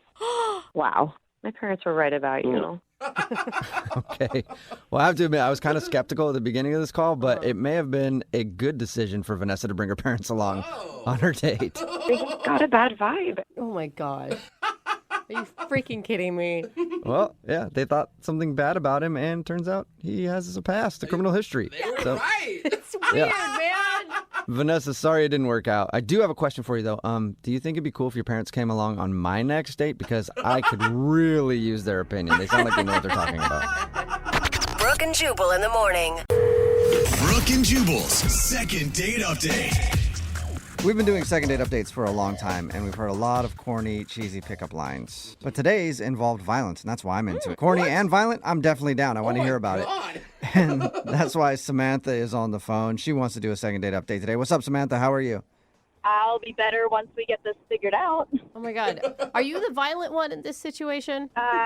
No. Well, kind of, yeah. Yeah, I was going to say, you said no, but I read your email. It sounds like you were the violent one. I like how she laughs at it. Like, oh, I mean, yeah. Well, it's okay. I'll just tell you what happened. So I met this guy named Corey at a house party, and the way we met was pretty weird. He came up to me. I didn't know him. He was like, "Hey, can you do me a big favor?" And I was like, "Okay, what is it?" And he was just like, "Can you just slap me in the face as hard as you can?" What? He just came up to you out of the blue and asked you to slap him. Yes. Yeah. And I was like I was like, is this some sort of like weird kinky thing? It's like, I was so confused. Dude, did you just pull back and do it, or did you tell him no? No, I was just like, no, I'm not going to do that. And he was like, no, like, I'm not going to be mad at you. I promise, like, you'd be really helping me out if you would just slap me in the face. Why did he want you to slap him in the face? Well, after I kept being no, like, finally I was like, okay, and I slapped him, and then he was just like, oh, thank you so much. Now I know I'm not dreaming. You are real. Oh, wow. God. What? Yeah. See, that's what I meant. Dude, Corny that is- pickup line, but at least it involved a slap in the face. I didn't see it coming. Yeah. That is a lot of work. So much. Yeah, it was a lot of work, and that's why I liked him. I thought that was actually pretty funny. And Oh, my God. How hard did you hit him? pretty hard. It would have been awesome if you just knocked him out. Yeah. And you would have never been able to deliver that line. It's like, that's Yeah. not how I planned it. He was kind of really starting to annoy me, so I just really went for it when I hit him. Oh, my God. So, wait, did you guys hang out that night, or did you go on a date later? Well, we continued talking that night, but then we did end up getting coffee the next weekend. Was there any slapping or hitting involved in that? No, Okay. not that time. Okay. How was coffee with him then? I was having a good time. I think he was, but then he did have somewhere he had to be, so we only hung out for maybe like an hour. But that's kind of a long time for coffee. Yeah, I mean, it was okay, and then we did end up actually going out a second time after that. Oh, good. So this is like a third date update for you. Yeah. Okay. So it was the second date that wasn't that great, I guess. What happened then? What'd you guys do? We went and we got drinks, and I don't know. I guess I got a little too comfortable. I ended up getting pretty drunk. Oh. Yeah, that wasn't a good look. So I asked him to give me a ride home because it got to the point where, like, I wouldn't have been able to drive. I was pretty drunk. So on the way home, I could tell I was going to get sick. Oh, no. Oh. So, like, I told him, like, it was coming, and I was like, pull over, and there wasn't really time. So at a red light, I just kind of opened the door and, like, leaned out the car. Oh, geez. So you puked. Did you get any in his car? No. I was at least really careful about that. Yeah, that's really nice. Yeah, I feel like you can recover as long as you didn't puke inside his car. Unless he's an Uber driver, because I think they get money if you puke in there. He might have actually liked that. He should have fined you. Yeah, I mean, so I'm assuming that's why I haven't heard back from him. I texted him the next day, like, I'm so embarrassed, I'm so sorry, that shouldn't have happened. I'd really like to see you again. And, I mean, he does respond to me occasionally, but it's just pretty clear he's not trying to actually hang out with me anymore. Yeah, you slapped him in the face and then puked in his car. Not a good look. Sort of, yeah. He asked for one of those That's things. true. He did ask for the smack. I mean, I know I obviously messed up, but I feel like we had a really good connection, and I deserve a second chance. Would you give him a second chance if he was the one that had puked? I mean, honestly, drunk people are stupid. They do stupid things. Yeah. Like, I would say if I got that messed up again, that would be one thing. But I feel like anybody can screw up one time. All right, we'll play a song and then come back and call him and get your second date update, okay? All right, thanks. All right, hang on. Moving 92.5. Brooke and Jubal in the mornings. Second date update. When you think of some of the greatest love stories of all time, you might think of The Notebook or Romeo and Juliet. or Rose and Jack from Titanic. Yeah. Well, all those stories had one common thing. Puke. What? Yeah, I'm pretty sure puke was the one common factor in all those love stories. That's why you ended up off the door. And we have another amazing pukey love story today from Samantha, who's on the phone. She wants to call a dude named Corey. They actually met at a party. He came up to her and asked her to slap him in the face. And she finally did. And then he was like, oh, thank you. I guess I'm not dreaming. So it was a very long way to get to a corny pickup line, but it worked. And then they hung out a couple times. But the last time they hung out, she got a little too drunk and ended up puking outside of his car while he was taking her home. And he hasn't really been responsive since. So she thinks that's the reason he's not calling her back. All right, Samantha, are you ready to call Corey and see what's up? I'm ready. It's hard to believe that a guy who would ask you to hit him, that puke would be his deal breaker. Yeah. Was there anything else that happened while you were drunk that you can't remember? Maybe I said or did something weird. I don't know. You were pretty drunk enough to puke outside of the car. You might not remember saying something weird. Exactly. Well, we'll all find out together then. Let's hope. Yeah, I'm going to dial his phone number right now, okay? Here we go. All right.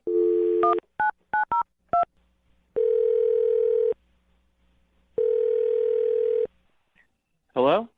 Hi, can I speak to Corey? Speaking.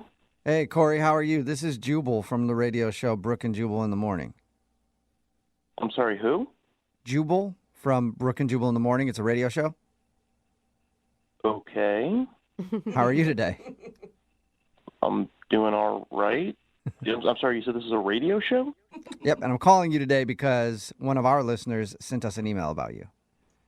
Okay, is this a prank phone call? No, it's not. We do a segment on our show called The Second Date Update. It's where if you go out on a date with somebody and end up not calling them back after, they can email us to get you on the phone and find out what happened. So we got an email from a girl named Samantha who you went out with a little while ago. I mean, I went out with a girl named Samantha, not sure why she's emailing a radio station and you guys are calling me. This would be the Samantha that puked outside of your car when you're taking her home? Yeah, no, that one's hard to forget. The girl who puked outside of my car. Yeah, I didn't know if there was like a couple of Samanthas you went out with. There was like the normal Samantha and then there's the puke Samantha. We're talking about the puke Samantha. Yeah, no, I put that together. You're quick. She emailed us because she told us about your date. She said she had a good time, but it's obvious that you don't want to go out with her again, and she's wondering why. I mean, it's not that I don't want to go out with her again. That was a bit of a crazy night. She was definitely a lot of fun, and then, a little bit less fun, mostly puking out of my car. She was a champ. She got about 90% of it outside of my car. But no, that wasn't why I hadn't been getting back to her. I knew it. I do like her. We did ultimately have fun, and she was pretty cool and everything. It's just... If you don't like her, then why not give her another shot to do something else in your car? Well, generally not opposed. It's just that I screwed up, and now just isn't a good time for another relationship. And you screwed up. Wait a minute. Were you cheating? Was she like a side piece and she didn't know it? No. I'm not married. I'm not in a relationship. She wasn't my number two. So you're single then? Oh. Yeah, just most all of my time is taken up right now, and I really shouldn't be starting another full-time thing right now. Wait, so you're not in a relationship, but all your time is taken up? Yeah, I just timed this wrong because it's fantasy football season. What? Okay. What does that have to do with... I don't get what that would have to do with timing. Well, I'm like a semi-pro fantasy football player. I'm a member of 6 different leagues. It's all very high-stakes money stuff. Is that a thing? You could call yourself a semi-pro Yeah, fantasy I didn't even know football there were player? like professional fantasy players. But fantasy is in the name because it's not real, man. Well, I mean, it's real. It's a game. I play it, but I also make a significant amount of money doing it. Whoa. Like, how much are we talking? Like, this sets you up for a month, a year? I made $500 profit last year, not counting league fees, and that was a pretty sizable take for me. Corey, I gotta interrupt. You're blowing me off for fantasy football? For $500? What? Yeah, it's Samantha. yeah, Corey, sorry. Samantha's on the other line listening and wants to talk to you, and I guess just couldn't wait. She heard $500. I think it probably perked her ears up. I didn't know I was dating a man with money. That kind of pisses me off. That like for $500 that you might win in a game, you don't want to spend time with me. It's not just about the money. I love doing it. This is my recreational activity. I mean, I spend hours and hours watching game footage and a number of different online resources that do Okay, but like news and breakdowns. why can't you still date me and still do that? Yeah, I totally agree. Like, why can't you have a girlfriend and have fantasy football? Millions of people do it. I've tried to do stuff like that in the past, and it never works out. Oh. A lot of girls that I go out with say they understand, say they get it, say that it's not a big deal. But by the time it's week 6 and Antonio Brown goes down with a leg injury and I'm freaking the hell out and I'm just looking for support and comfort, and you're like, what do you mean your little electronic man hurts me and you don't understand? I have to swap out these players before. Oh, wow. It makes it really difficult to maintain a relationship. Okay, like, I don't think it's that big of a deal. Like, I don't understand why you wouldn't be able to just put your phone away if it was bothering me. Like, I would think you would prioritize the living person sitting in front of you over your fantasy players. Yeah. Eventually I would, but this is the issue, all right? I made a mistake. When I saw you that night at the party, I knew that the season was starting in 3 weeks, and I should have known better than to approach you and try to start something up knowing that I wouldn't be available, and I apologize for that. Okay. I've heard enough. Well, he's trying to be responsible. Yeah, I mean, right? at least he's like trying to think ahead to be like, I don't want to cause Samantha frustration when I start getting into fantasy football season and all my time is taken up. Yeah, and Samantha, I did enjoy it, and this is good for you. You don't have to put up with me doing all of my statistical analysis and you watching all the games and everything. This takes the burden off of your shoulders. Then, trust me, by the second week in February, I am ready to hang out. But Corey, why would she want to hang out with you? You're just going to have to dump her again next football season. Yeah, this is not what I thought it was going to be. Like, honestly, this is just stupid. See, girls never understand. I knew that you wouldn't be able to understand how important this is. I mean, I understand. Like, I've dated guys that have played fantasy football before, but, like, it didn't take up their whole lives, like an obsession. Like, they still made time for me. Well, maybe they just weren't fully committed. I guess not. Well, it just seems like, Corey, like, this is your hobby, and that's great, but your passion is bordering on obsession. No. You're stopping the rest of your life to play fantasy football. Seriously, it's a computer game. Like, it does not matter in, like, the scope of life. Excuse me, all right? It does matter, all right? This is my passion. This is what I'm into. If I were a fantastic painter and I was like, I have to step away so that I can paint this, travel to paint this magnificent vista and put it on canvas, would you be like, painting doesn't matter? They are the same thing. It's what I do for fun, and it's what I do for money. If I said, baby, I have to go to my second job, and you were like, you can't go to your second job because that means you're not with me.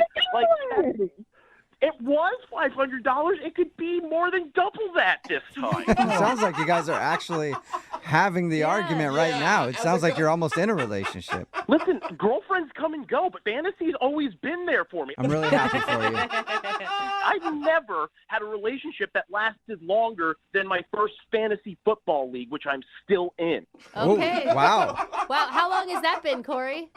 We've been doing this for 12 years. Wow. Dang, that's a long time. That is Congratulations on that long-term relationship. Corey, I still have to ask the question. Would you like to go out with Samantha again on a second date? We will pay for it. It won't be on a Sunday.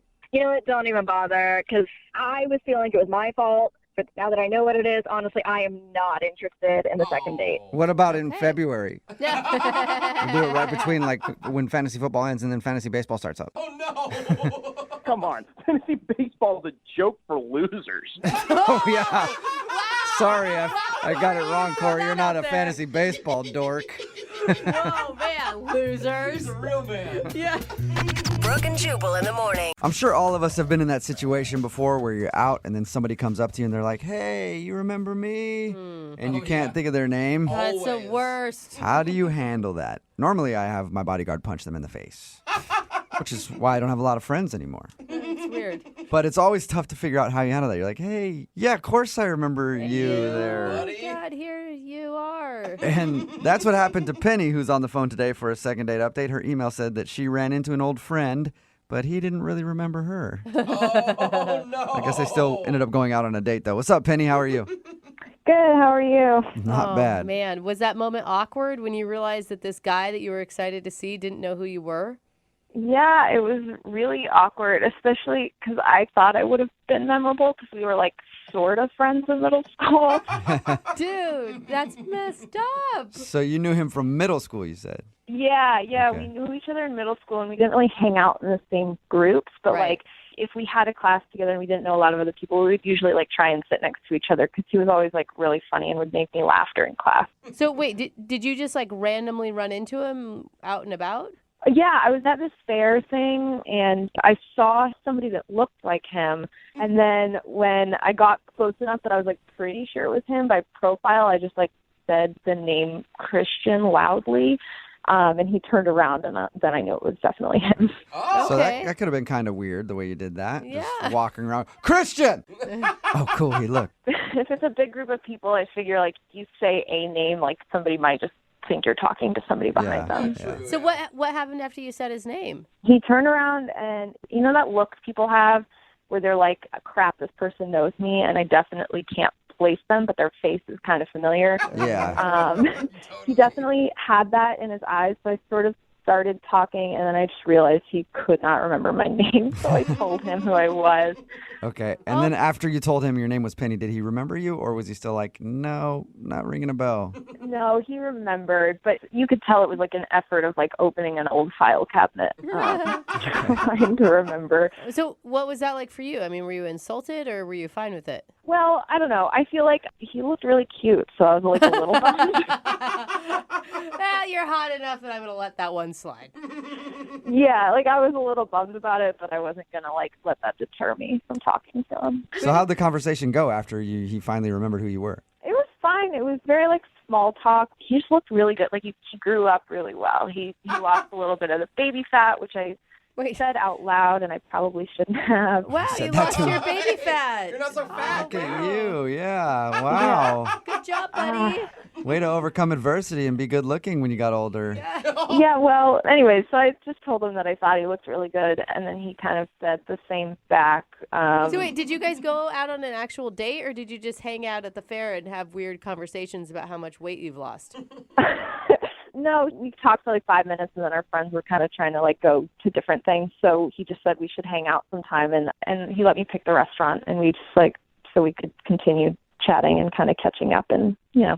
Okay. And how was the date?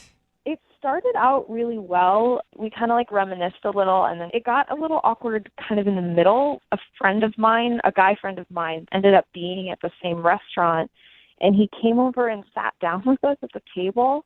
God, you run into people that you know all over the place. I know. It's weird. He just sat down at your table.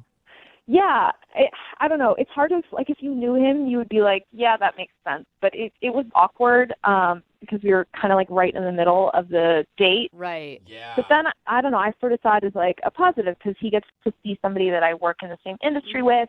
He got to learn a little bit about me and just kind of like see that I, you know, have like a community around me and stuff. And it shows that you're like a popular person. Yeah, like I have friends. I'm not weird. Did he stay for a long time? He probably stayed for a good 15 minutes. Dang! Okay. On a date, that's You're a like, long hey, time. you're dropping hints all over the place. I'm on a Yeah, date. but it honestly didn't feel like 15 minutes. Like, I was surprised when I realized it was. We all got along really well. Like, It wasn't until after he left that it kind of started to feel like maybe it disrupted the date a little bit. Do you think it could have been the French kiss when you kissed your friend goodbye? No, that didn't happen. You didn't say that. What are you imagining in your head right now? That's not what happened? It Oh, was okay. not a three-way in a restaurant. I thought that's like it's a coworker of yours. That's naturally what happens when they say goodbye. No, so it's not. okay. My coworker. So not that. All right. But Christian couldn't have been upset by that. I mean, it's out of your control. Yeah, I don't think he was upset. It was just like, you could just tell he was kind of uncomfortable. Like, Maybe it ruined the momentum of the evening. it kind of just plateaued from there. Like, it was like an awkward side hug when we left. Oh, that's what I was going to ask you. That was my next question was how did it Right. end? Awkward side hug. That's usually a great sign No. Yeah. at the end of a date. Yeah. It's not. Man. You know what? Maybe he hasn't grown up very much. Maybe he's still awkward around girls and like it was uncomfortable for him to give you a hug. Maybe. I don't know. I felt really good about the date in general, so I didn't really know, like, if he thought I was, like, dating the other guy or was interested in the other guy or if that guy was interested in me. I just didn't really, it was really hard to read him at the end of, like, how he thought the date went. All right. And have you talked to him since? I've reached out a couple times, and I feel like I've kind of gotten the brush off a little. So I just kind of want to get a hold of him and see if I can, like, explain my side and just clear the air. If that guy was the issue, you know. I wouldn't get panicked about it because that guy might not be the issue. There could be a slew of other issues that you don't know about, you know? Yeah, maybe it wasn't as good on his side as I thought it was. I was going to tell her it sounds really salvageable, but apparently not. You never know. All right. One side is giving me hope. Yeah. All right, we'll play a song, come back, and then call him and get your second date update, all right? Okay, sounds good. Okay, hang on. Moving 92.5. Brooke and Jubal in the mornings. Second date update. All right, we're right in the middle of a second date update, and if you missed the first part, Penny is on the phone, and she's upset because she's not getting a call back from a middle schooler that she went on a date with. No, you're saying that's so wrong. Sorry. Should probably clarify. Yeah. Penny, unless you don't want me to clarify. No, please do. Okay. Penny went out with a dude named Christian. They actually know each other from middle school. She saw him at a fair and she yelled out his name. She was like, "Hey, Christian." And he didn't really remember her until they started talking. They ended up going out to dinner and having a fun time. She does think the reason that he might not be calling back is because one of her friends kind of showed up and sat down for like 15 minutes in the middle of the date. And it might have been kind of strange. But other than that, we have no idea why he's blown her off. I think that you are going to get a second date out of this and that there's some like reasonable explanation for all of it. I hope so, because, like, he's really cute and funny, and I don't know. It'd be nice to see him again. Yeah. All right. I'm going to dial his phone number right now. Here we go.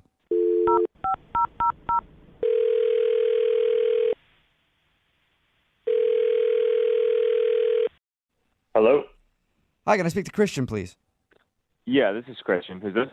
Oh, Christian, cool. I just want to say that you don't know me, but I know you very well. Okay, that comes off creepy. What is this? What is this? Who's calling? Who's calling? That's a really loaded question, Christian. Who is anybody, really? You know? God, don't get philosophical. I mean, who are we all? Look, Like, I don't have a lot of time. I'm on lunch. I just love to know what's going on. right, well, I was trying to give you some food for thought over your lunch break, but I guess not, Christian. Christian, my name's Jubal from Brooke and Jubal in the Morning. It's a radio show. Okay. Okay, and that would be why I started off the phone call with stupid jokes instead of just having a conversation. Is there something you guys need from me? Yeah, he's like, you're an expert on this, so I get What it. do we all need, Christian? Yeah, What okay. do we need in Drop life? the joke. The joke is over. Yes. Hang up, dude. Christian, don't hang up. There is something that we need from you. We actually got an email about you from one of our listeners, and they asked us to call you. Really? Are you being serious? I don't know, Christian. What is... Yes, Yes, yes, I- we're being serious. Oh my God. Yes. I don't even have the patience for him right now, Christian. I'm sorry. Christian, I'm being serious. One of our listeners emailed us because they wanted us to contact you. All right, who? Her name is Penny, and you guys actually know each other from middle school, and then you guys went out on a date a little while Oh ago. my God. Honestly, I want Penny to leave me alone. No, that is not the response I was hoping for, Christian. What? Christian. Yeah, I really. I'm sorry, guys. No offense to you, but I don't need to hear from her again. You don't... Well, why? Why are you so upset? We talked to her. She sounded nice. She scammed me. I don't know. That's all I have to say. What do you mean she scammed you? She said you guys had a lovely dinner date and that you're cute and you make her laugh. Like, whoa, what a scam. That's really sweet of her, but that is not how our night went. Well, what happened? Because we talked to her, and she said everything was cool. Well, did she tell you about her friend who sat down at the table? She did. Yeah? And did she tell you that they attempted to scam me? No, she didn't tell us that. What do you mean? Well, both of them were clearly part of some, those things like multi-level marketing schemes, like pyramid schemes, and they tried to run one on me at the table. What? What? They like tried to get you to buy some cleaning products or like a pair of like ladies' tights or something, and you weren't into it? No, actually, it was water filters. Oh, you're kidding. They're trying to sell you water filters? Yeah, not a joke. Like, they were trying to sell me some pure as Amazonian rainwater water filters. Look, man, it sounds like you're upset about that. I think it sounds fabulous. Oh, come on. On a date, it's Are you not. sure you didn't just misconstrue what they were talking about their work and you just thought that they were pitching you or something? It was just way too coincidental. Like, oh, her friend comes over to the table. Oh, they both love selling water filters. Oh, they want me to sell water filters. Oh, you have a pamphlet on how to sell water filters. Oh, wow. What's next? Okay. Excuse me, Christian. This is Penny on the phone. I don't feel like I'm really being fairly represented right now. Am I allowed to cut in? Well, even if you weren't, you just did, so that's fine. You're on the phone now. Well, I feel like I'm being dragged in the mud, and I want to defend myself. Why is she on the phone? Are you? Is this all part of this scam? Are you all trying to sell me water filters? No, Christian, not yet. Not yet, at least. We're not in the water filter business, but it sounds like Penny is. But we did sort of scam you because, yeah, she's been on the phone listening this whole time. I'm just, like, really surprised, Chris. Like, that just sounds... I feel like you're making it sound like I was there to sell you a water filter. It was like my friend just happened to be there. And it, like, just because we like what we do doesn't mean that we're trying to sell you a water filter or, like, make you a water filter salesman. Like, do I think it's, like, a really great gig? Yes. But, like, you don't have to. Listen, you got to put yourself in my shoes. It was all way too coincidental in there, Penny. Like, suddenly he's just at our table and has a pamphlet to show me how to sell water filters. Yeah. I mean, I have 3 pamphlets in my purse right now. You just, like, walk around with them. That's part of it. That is so weird. Yeah. It's not weird. It's like carrying a business card. It's not like carrying a business card, Penny. No, because you're trying to involve everyone around you in your, like, little pyramid scheme. And It's not a not everyone pyramid wants to be a part of it. Well, I'm not trying to involve everyone. I'm just saying, like, if somebody I like wants to be a part of it, like, I want to give them the opportunity to. And I wasn't even the one that brought it up. He did. It's not like I was trying to sell you anything. Yeah, but you were the one who was like, wow, you should totally do this. It's such easy money. You can keep your day job and make, I don't know, you had all these statistics that you were pulling out. And it felt like the date turned into you trying to make money off of me. You know what I mean? I was just trying to be honest. Like, I wasn't trying to sell you. And that's genuinely how I feel. You can make an extra $5,000 a month. Like, that's not a joke. That's a lot. Look, Penny, I want to believe you because otherwise I had a good time. But the I did coincidences were just one after the other, and it made it so strange. Could there? I feel like it was one coincidence that he showed up. That he showed up and you do like a bad commercial, like running through a bit is what made it feel weird, Penny. Like, all of the things you said in those 15 minutes felt like I was watching some happy-go-lucky commercial on television. I mean, honestly, Christian, I don't know what to tell you. Like, it was a coincidence, but it's like after we started talking, you actually seemed genuinely interested in potentially selling, which is why we kept going. Like, are you? Are you still trying to sell me on this?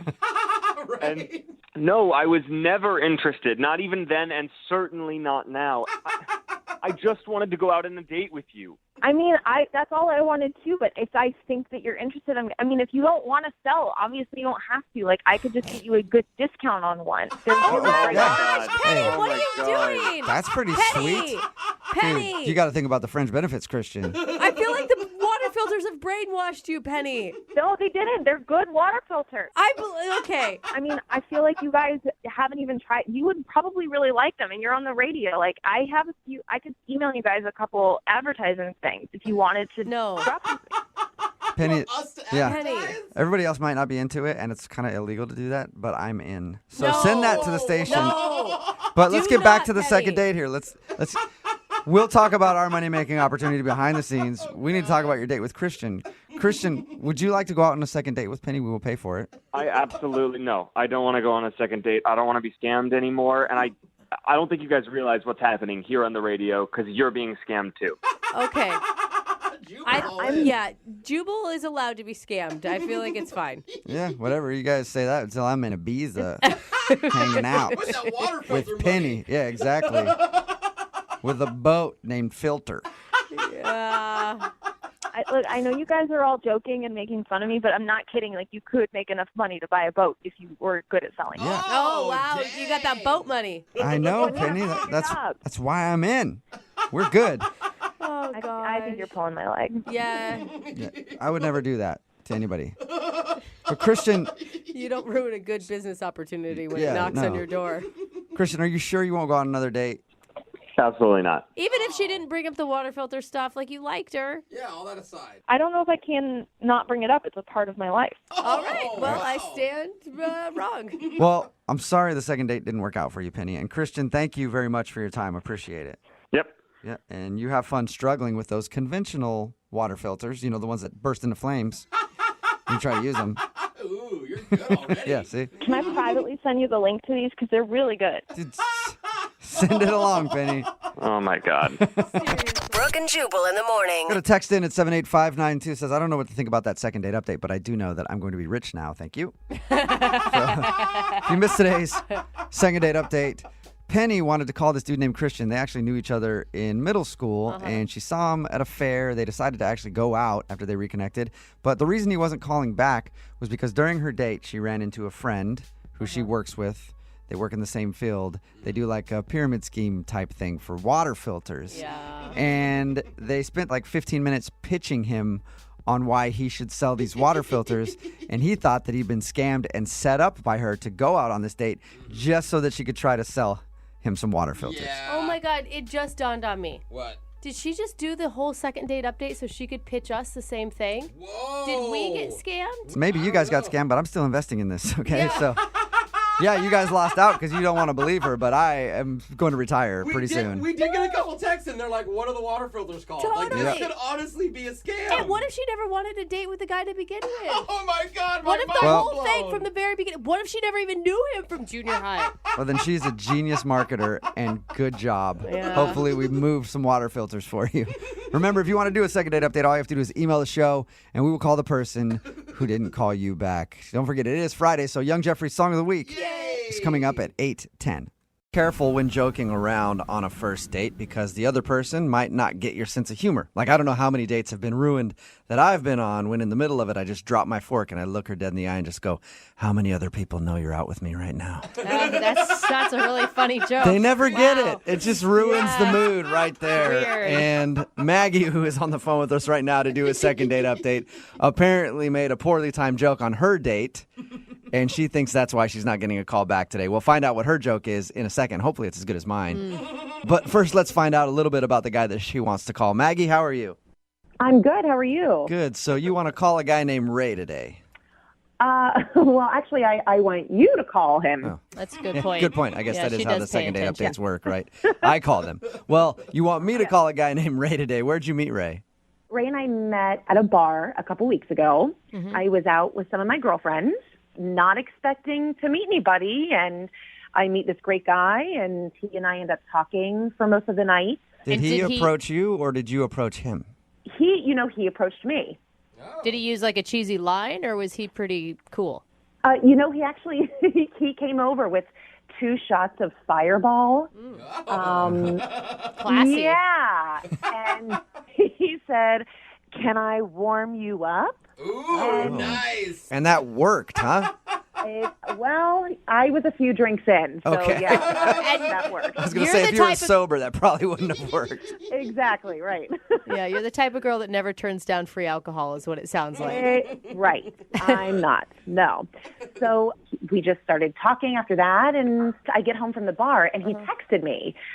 Was it a booty call text, or was it a nice, like... No. He just said it was great to meet me, and he would love to go out for coffee later that week. Oh, that's good. Yeah, which was great. Normally, guys will text me a picture if I give them my number. Especially if you're at a bar and you've been drinking Fireball all night. It's like, I know how to seal the deal here. You give her a little sample of the goods. Yeah.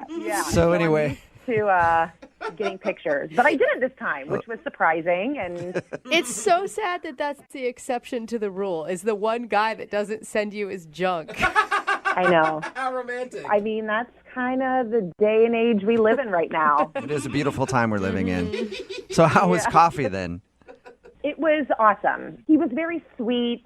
He, pulled the chair out for me when we got to the coffee bar, and he even paid for my coffee. He was very gentlemanly. Your standards really are low, aren't they? Well, I mean, normally, if I get pictures after a night of Fireball, yeah, my standards are pretty low right now. So. But that sounds good. I mean, it sounds like he was genuinely excited to see you, because sometimes after a, inebriated night in a dark bar, daylight dates can be a little shocking.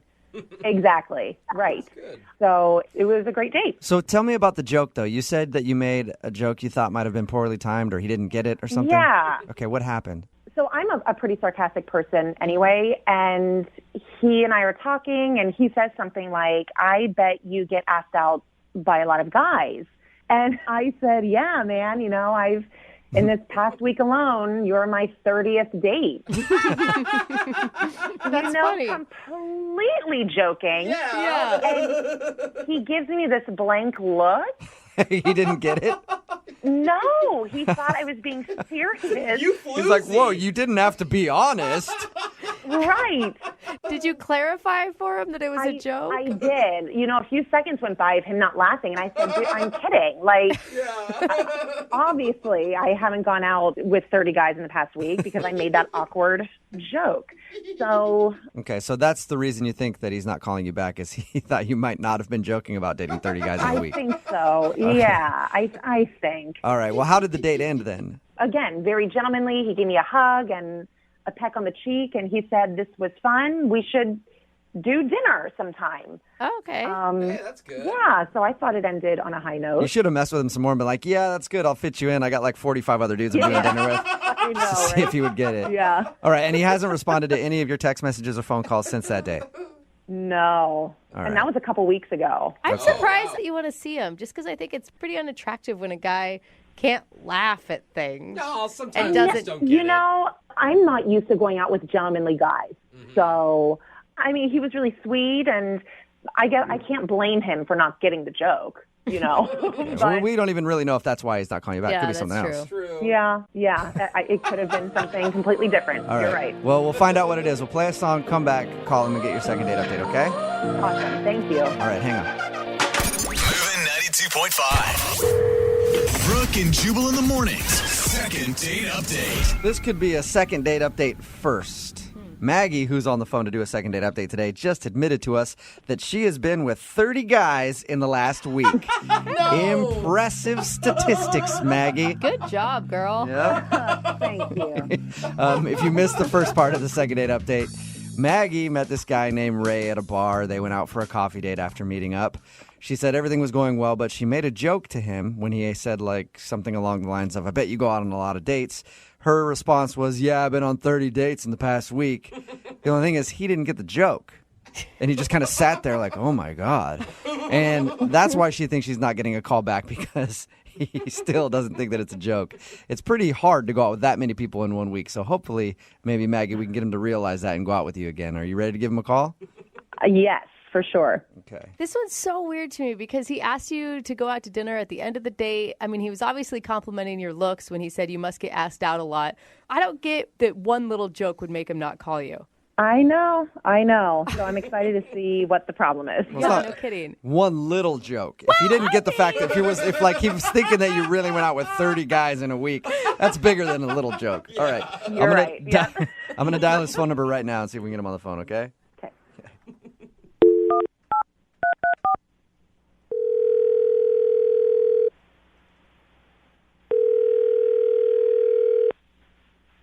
Hello? Hi, can I speak to Ray, please? Yeah, this is Ray. Hey, Ray, how are you? This is Jubal from Brooke and Jubal in the Morning. Who? Jubal from Brooke and Jubal in the Morning. It's a radio show. Okay. How's it going? Fine. Any idea why I'm calling you? No. We recently got an email about you from one of our listeners. Okay. Her name is Maggie, and you recently went out on a date with Maggie. Okay. Do you remember that happening? Yeah. Okay. Well, Maggie emailed us because she's wondering why you haven't given her a call back, especially at the end of the date when you were like talking about maybe meeting up for dinner or something. She hasn't heard from you, so she asked if maybe we could get you on the phone to find out why. Oh. Is there a reason you're not calling Maggie back? I mean, it's probably not going to work out. Oh man, Ray. Why is that? I don't know. I don't think we're a good match. Is there a specific reason why you think that? Ray, you're a hard guy to read. I agree. So why don't emotion you? At all. Why don't you think you guys would be a good match? I don't know. I mean, Maggie, she's a really nice girl. Probably one of the nicest girls I've met in a little while here, but she likes to do a lot of stuff. What do you mean by that? Like drugs? she didn't. Hiking? No. Yeah. What do you mean by she likes to do a lot of stuff? Well, she just I don't know. We were talking about stuff, and she was saying all the things she likes to do. She likes to take cooking classes, and she rides a bike, and she, I don't know, always goes out with her friends, and She sounds like a fun, interesting person by the things that you just said. Those sound like normal interests to me. You're right. She's totally interesting, normal person. I'm not very normal. Like, when she asks me what I like to do, I don't really like to do very much, and I don't hold it against her.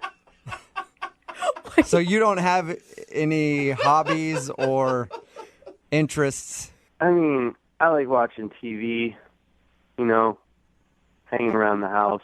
Okay, maybe that's one of the things that she likes to do too. Did you talk to her about that? Well, I think probably she does, but I don't know if I could keep up with all that other stuff. You don't have to go biking with her or hiking or whatever she likes to do. Go hang out with friends. Yeah, I don't know. I could just tell. I think she deserves someone really amazing. Do you just and have I just don't know if I'm really up to snuff. You just sound like you just have really bad self-esteem, buddy. No, I mean, it's not my fault that I'm like this. It's just that's probably the way I was raised. But I don't have a problem with it. I just don't think it maybe matches up with her lifestyle. Okay. But don't you think that's a decision she should make, not you for her? Because you don't know how she feels. Well, she might even be okay with it now, but I know that in a little bit she's going to see what I see now, which is that, I mean, she's not going to like it. I mean, for instance, I don't want to be expected to do things. Hey, look, I am 100% with you on that, Ray. Whenever I'm in a relationship, it's the worst when you're expected to do things. But you don't know if she's going to ask you to go bike. You can, both have your own separate lives. We're just two totally different people. I mean, she's fun. She likes to do things, and I'm not. I'm just boring. So. Well, maybe, have you thought about this? Maybe if you date her, you could learn to do some activities that you like? See, that sounds like a lot of pressure right there. All right. Well, Ray, if that's not enough pressure for you, here's some more pressure. She's actually on the other line listening to this conversation and wants to talk to you. What? Hello. Hi, Ray. No emotion. Man, it really breaks my heart to hear you talk about yourself like that. I don't feel bad about it. I'm just boring, and you're not boring. So you don't want to date me. You're being really hard on yourself, Ray. Are you always like this? I'm not trying to be a downer. I'm just being realistic. Just how things are. Being honest. Well, I had a really great time with you a couple weeks ago, and talking to you now, you sound like a completely different person. I mean, when you asked me what I like to do, didn't you notice that it took me 10 minutes to get back to you on that. 10 minutes? You asked me what my interests were, and I realized I don't really do anything. I don't really have any interest. So, I don't know. I kind of feel like maybe I should look at that. You know. Are you saying that your date with Maggie like changed your whole perspective on life? I'm just looking at things a little differently now. Wow. Maggie. What did you do to this guy? I mean, like, Ray, you really don't think this about yourself. I just think I need to take some time with myself and just, you know, I think you're really sweet, and I think you are really onto something. You're onto something. And Maggie, you keep doing what you're doing. You're onto something. You're living your life. So, Ray, let me ask you this, Ray. I will pay for a second date if you guys go out again. Will you go out with Maggie one more time? Oh. Oh my God. She really likes you, Ray. She thinks you're interesting and fun and attractive. I do, Ray. You know, I like that you're really sweet and you're gentlemanly. I mean, you pulled my chair up for me at the restaurant. You know, guys don't do that. So I would love to see you again. Mm. Oh my gosh. But in that list, you forgot boring. Jeez. Oh my God. Ray. You know, I like doing boring stuff too. I like sitting around doing nothing. That's fun for me sometimes. Now I feel like you're just saying that to impress me. That's how you really impress a lot of people. Yeah, no, I'm super boring. Ray, is there any way we can get you to go out with Maggie again? Come on. I mean, you're paying for it? Yes. Come on, Ray. You're in a slump. You need this. And you could be boring and she won't mind. Fine, but don't expect much. So is that a yes then? You'll go out with Maggie? Yeah. Yes! Congratulations, Maggie. You got a second date. I know. I don't. You are excited about this.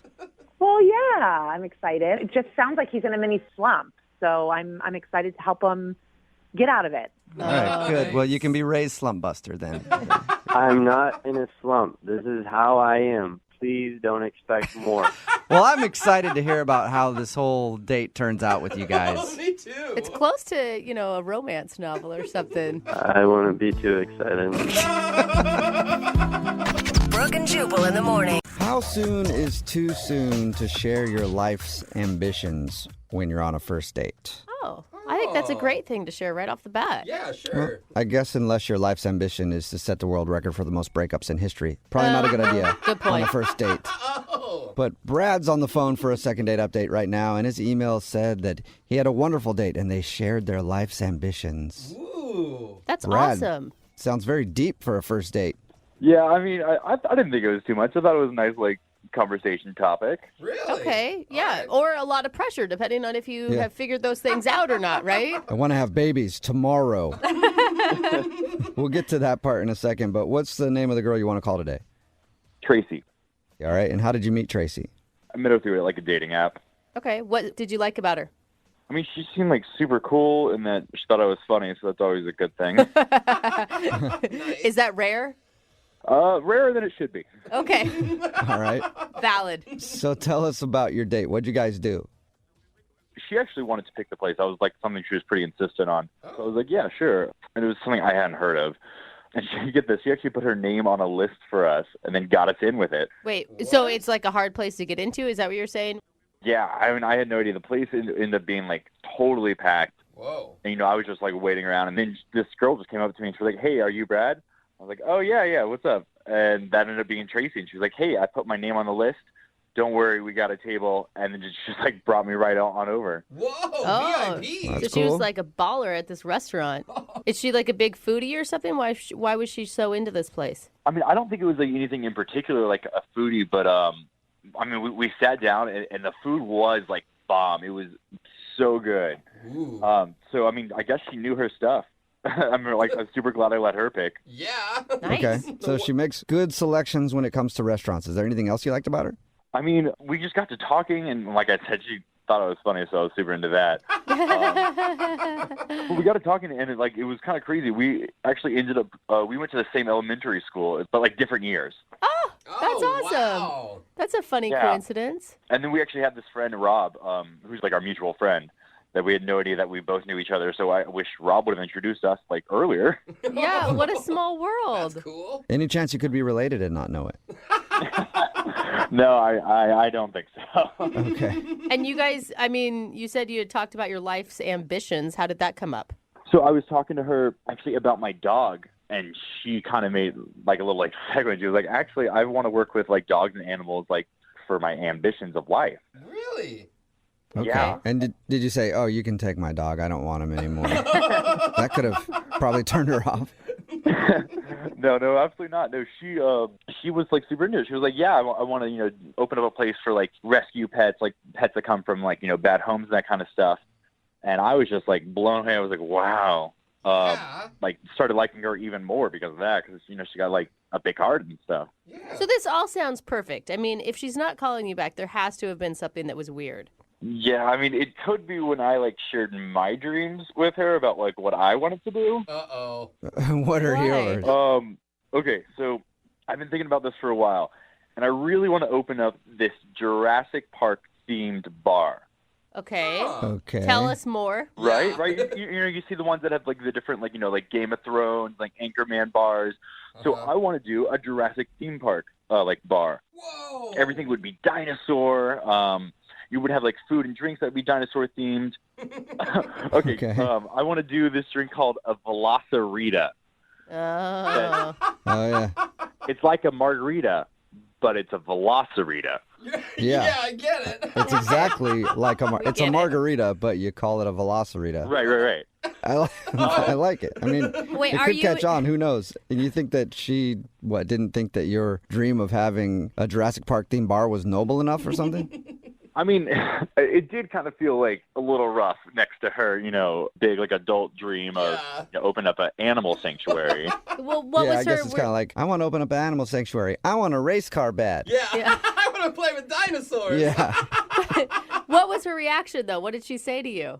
I mean, she was very sweet and supportive. She was like, that sounds fun. That sounds fun. Pats your hand. for Oh, you. cute. Yeah. I mean, but like, tell me that you guys wouldn't enjoy going to that. Like the bartenders and waiters would be like dressed up, like park rangers. Yeah, I mean, No, yeah, I'm everybody's down. going there with the T-Rex inflatable costume, Oh, though, yeah. right? Like, I like the idea. It'd be fun. How did the date end with her? I mean, the date was nice. We didn't kiss, but it was a nice hug. It didn't seem like weird. I thought we would continue texting, but I haven't heard anything back from her since. huh. Weird. That'd be strange for the Jurassic Park bar to be like the biggest turnoff where you wouldn't want to see somebody again. Yeah, that'd be a big old bummer because I thought it would sound fun. Do you think maybe she stole your idea? That's why she's not calling you back? It's in construction right now. Oh my gosh, that would no. I don't think she stole my idea. Maybe I should have said something like I would donate, 5% of my proceeds from my bar, like to her animal charity or something. That would have been a good line. Yeah. Maybe you could try it if we get her on the phone. You can try it then. Be like, I've thought a lot about it, and you can have 5% of. Not a bad backup plan. All right, well, we'll play a song, come back, and then call her and get your second date update, okay? All right, thanks, man. All right, hang on. Moving 92.5. Brooke and Jubal in the mornings. Second date update. Right in the middle of a second date update, and today Brad is on the phone, and Brad doesn't know it yet, but he and I are now business partners because I've decided to invest in his business. Because Brad wants to open a Jurassic Park themed bar. Wow. Be pretty fun. Yep. And Brad, I will only invest in your bar if we can also have a drink called the pterodactyl. That's cute, guys. That's awesome. Yeah, I like it. If the waiters who are dressed like park rangers actually get to tase people, too. Whoa. Like anybody's getting out of control. I mean, that might be a little much. Yeah. Okay, well, we'll talk about that one over the negotiating table. Right now, we got to find you a second date. Brad wants to call Tracy. They went out for a nice dinner, and he thinks maybe the fact that he wants to open up a Jurassic Park bar might be the reason she's not calling back, because they were sharing their life's ambitions, and hers was all like, I want to open up a sanctuary for animals and do all kinds of nice things, and Brad just wants to get people drunk Jurassic Park style. So No, I mean, I would love to go on a second date with this girl, so I hope this works out. Even if she mocks your dream of Jurassic Park World? I mean, it is kind of childish. I think it's going to be a lot of fun, but that's why it's fun. You know? Hey, the world needs fun just as much as it needs healthy pets. Maybe combine the two. Get the pets drunk. No. Jurassic Park. Hey, you guys actually have some pretty good ideas. I might take her on as like investors, legit. Perfect. Awesome. Look forward to it. Yay. All right, I'm going to dial her phone number right now and see if we can get you a second date, okay? All right. All right, here we go.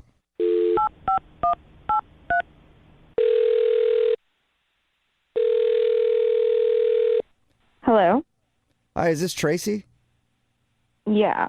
Hey, Tracy, how are you? This is Jubal from Brooke and Jubal in the morning. I'm not interested, but thank you. No, well, that's a lot of people aren't interested, but I'm not. Are you still there? That's awesome. It's not a telemarketing call. Wait, what's going on? Wait, why are there like a million people on this phone call right now? Well, there's really only 3 because it's a radio show. We're not a company trying to sell you anything. It's called Brooke and Jubal in the morning. And we're calling you because one of our listeners emailed us to get a hold of you. Okay. Okay. His name is Brad, and Brad is curious why you're not answering any of his texts or his phone calls or anything. Just tell Brad that I'm not interested. Okay. Well, that was I don't- quick. I think he knows that already. We don't need to tell him that. He already is very aware. But is there a reason? He's an opportunist. He's an opportunist? Is that what you opportunist. just said? Yeah. Why do you think he was using you for some reason? Yeah, I'm not falling for it. Like, just other people have been trying to take advantage of my situation, and I'm just not having it. Well, Tracy, we talked to Brad about your date. He didn't mention any situation. He just said that you guys had a good time and then talked about your hopes and dreams together. And No, he knows the deal. He knows the deal? Is that what you said? I don't think he does. Yeah, he definitely wouldn't be calling us if he knew the deal. Can you tell us the deal? Then maybe we can find out if he knows the deal. Let's make a deal. Honestly, I'd rather like not go into it. I'd rather not say anything else. He described your date as lovely, and he thought that maybe the only thing that turned you off about him was that he wants to open a Jurassic Park themed bar someday. That was an interesting idea. Like, not that original, honestly. Okay. Is that the reason? Can you give us anything? Can you just give us a little bit of information why you're not calling him back? So not that long ago, I won the lottery. What? Whoa, wait a minute. Wait, what kind of lottery? Like you won like $50 off a scratch ticket, or you won the lottery? How much? Are you a millionaire? No. Like I could leave my job kind of for a while if I really wanted to. Like, Dude, how fun! Congratulations. I want some. thanks. Is this after you met Brad? No, it was before. Oh, okay. I just figured maybe you won the lottery and you were looking for an upgrade. That's why you weren't calling back. No. So do you think that he knows that and he just wants you for money? Is that what you're saying with opportunist? I think he figured it out, like, at least pretty early on in our date. How? Why? How? Well, like, we had gone to a busy restaurant, so I put my last name down, so he heard that called out, and then we also have a mutual friend, and I came back from the bathroom at one point, and he was on his phone, and I just, like, no, he was either Googling me or, like, talking to our friend Rob, because then after that point, he started talking about his bar and getting funded and stuff, and... Oh, did he hit you up for money? I mean, not in so many words, but it was just like out of the blue, like now he's talking about how he wants to get this bar and it's his dream and he wants to get it funded. Like, Okay, wait, can I just ask, before you think he Googled you and found out that you won the lottery, how were things going? it was okay. It was like a little awkward, but And after he Googled you, do you think his attitude changed? it just seemed like there was a shift in like what way he was pursuing the conversation. Like you came back from the bathroom and you had a business plan all ready to go? Yeah, pretty much. Like, just like, where do you see yourself? I don't know. I just think it's weird that he would have known because he didn't mention that at all to us. I think he may still be in the dark. I don't know. It just makes me uncomfortable, and I'm just very wary of getting into anything like that. Yeah, And, but what if you're just being paranoid because you won the lottery? yeah, but it's like, even if he doesn't know yet, then I don't know how he's going to react. And if he already has all these grand ideas of funding a bar, I don't want to be his girlfriend that's right there, and he's going to be asking me for money. Like, I'm not going to fund your bar. I hardly know you. Well, Tracy, I hate to tell you this, but if he was in the dark, now he's not because he's on the other line listening and wants to talk to you. Are you serious? Yes. Yeah. Hey, Tracy. It's Brad. What's up? This is awkward. Yeah. Awkward for you. Imagine listening to it. Listen, I had no idea you won the lottery. That's crazy. That's awesome. We can talk about that later if you want, but like I'm not. No, I'm I don't really want to talk about it with anyone. It's not something I like to discuss, really. I think you're really jumping to conclusions here. I didn't have any idea who you were. I didn't realize you won the lottery. Like on the date, you said like I was on my phone and stuff. I mean, I was just checking my texts and everything. I wasn't Googling you. I was just trying to enjoy our time, and I guess it's just like a nervous habit of picking up my phone. Yeah, I mean, I just found it weird that, like, I came back from the bathroom and you were on your phone, and then right after that, that's when you start talking about your bar and how you're going to be looking for funding and how you need money, and, like, it was just, like, dollar signs everywhere. Like, I will say, Brad, did you start talking about funding, though, or did you start talking about your dream? I was just kind of talking about, investors and that kind of stuff. But I wasn't saying that for her to like invest in me. I had no idea she had money, but she seemed really into the idea. So, if she wanted to invest in it, that would be even cooler. Like we could do that together. What do you think, Tracy? God, you're right, Tracy. That's bad timing, though, to say that. Brett, I don't think you understand, like, how many people are constantly trying to take advantage of me for the fact that I won the lottery. So you're like missing the point completely here. When you like are talking about if I want to do this, then you'd be cool with it. Yeah, I mean, it's totally up to you. Like, but it doesn't matter. Like, if you want to go start your animal sanctuary, you go do that. But I'm probably going to make a Jurassic bar, so if you want to be part of that, that'd be fun. Brad, what are you doing? Bro. I'm just talking. We're making conversation about, like, what we want to do with our lives. I mean, wouldn't that be fun, Tracy? Brad, I'm not talking to you about this, especially here. Like, I know it sounds cool, but it's honestly really stressful, and like I don't want to deal with this. This is like the perfect opportunity for you, though, because like you could make even more money.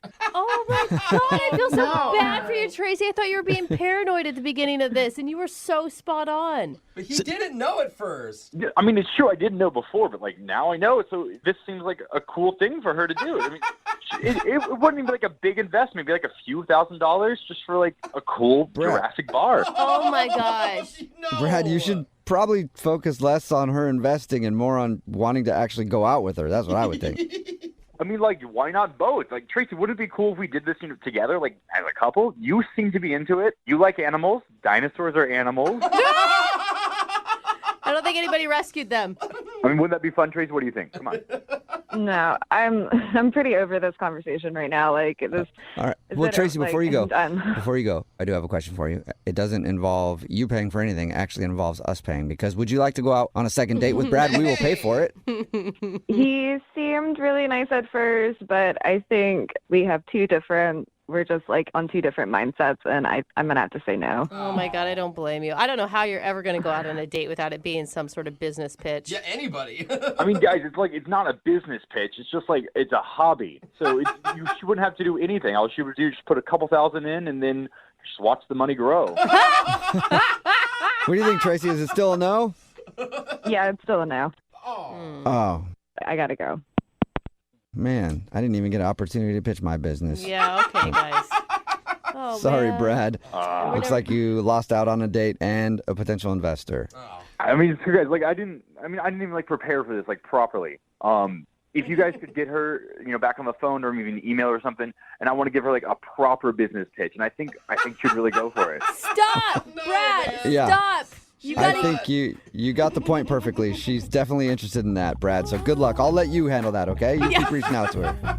Brooke and Jubal in the morning. Text in at 78592. Quite a few of them, actually, that say that they would love to invest in a new Jurassic Park-themed bar. It's Brooke and Jubal in the morning. And today's second date update, this dude, Brad, wanted to call Tracy because they went out and he thought maybe he wasn't going to call back because he wasn't sensitive enough to what she wanted to do with her life. She wanted to like help with like an animal shelter and help animals, and he just wants to open up a Jurassic Park themed bar. But the reason she wasn't calling back was because she won the lottery, and she believes that he found out that she won the lottery and he just wanted to go out with her for money. He didn't really help his case though when he spent the whole time trying to ask her to invest in his new business. Yeah, I mean, she judged him fairly. Yeah, I think so. You know, at first I thought, wow, jump into conclusions. Nope, That was the conclusion. But he didn't know. I believe he didn't know. But the second he found out, he did Yeah. exactly what he said he would do. He was that person. Yeah. Remember, if you want to do a second date update, all you have to do is email the show, and we will call the person who didn't call you back. Moving 92.5. Brooke and Jubal's second date update. I always start off these second date updates by giving you a little information about the email that the person sent who wants to call somebody. Okay. Well, today I'm going to start it by giving you some information about the things they didn't say in their email. Like Katie, who is on the phone to do a second date update right now, didn't say anything about having a relationship with another woman before. Wait, should she have? Did she have? I a don't know. She relationship left with it him, out of or her are you email. just making stuff up of things that could be a possibility. Katie, I noticed that your email didn't mention anything about that at all. What? Yeah, exactly, Yeah. Katie. Any we don't reason know why either. you left that out? What are you talking about? I don't know. Just wondering why you left that out of your email. Katie, I'm sorry. Stop fantasizing, freak. All right, well, I was just wondering. Okay, we'll get on to the second date update then, I guess. I if like you're Katie already. I'll not say going that. to give me that important information. Katie, you emailed us about a guy named Dennis. Uh-huh. So why don't you tell us what your email did say then, since everybody now knows what it didn't say? Whatever. So your email was about a guy named Dennis. Where'd you meet Dennis? Well, we met through a dating app, you know. I really, really liked Dennis. Okay, and why'd you like Dennis so much? He was super polite. Like, you know, he did all the gentleman things. Open up my door, pull out my chair, push it in. I did not expect you to say polite after I met him on a dating app. I thought for sure you're going to go with hot or big package or... Oh, well, he was hot. Yeah, of course. I'm super attracted to him. I mean, else I wouldn't have gone on a date with him. He was hot. Yeah. You know, he's tall, got a great smile, dimples, super sexy. Of course. Okay, and what did you guys do for your date? We went out for drinks. I suggested this place by my house I haven't been to before, and it was kind of expensive. He paid for everything, you know. Again, another reason to like the dude. Yeah. Right? Yeah, I mean, I even offered to pay for, like, the tip, and he wouldn't let me. So, can I ask you, were you kind of planning ahead for a hookup since you picked a place close to your house?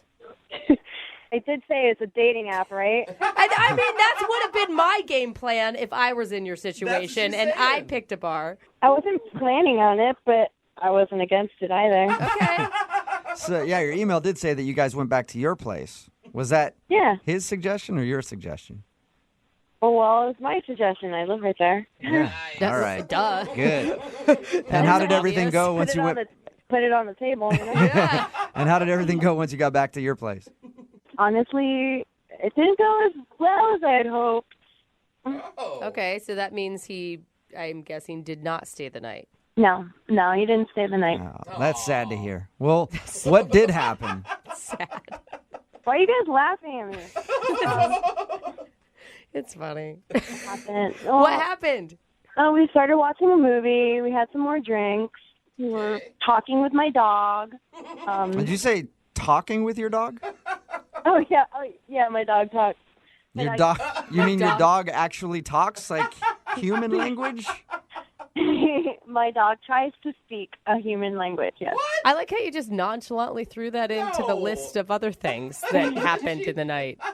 Do other people hear your dog talk or just you? Do you want to hear him talk?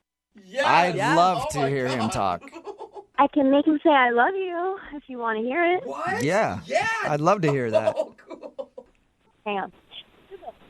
Jubal, are you my baby? I love you. I love you. Oh, my God. I love you. I love you.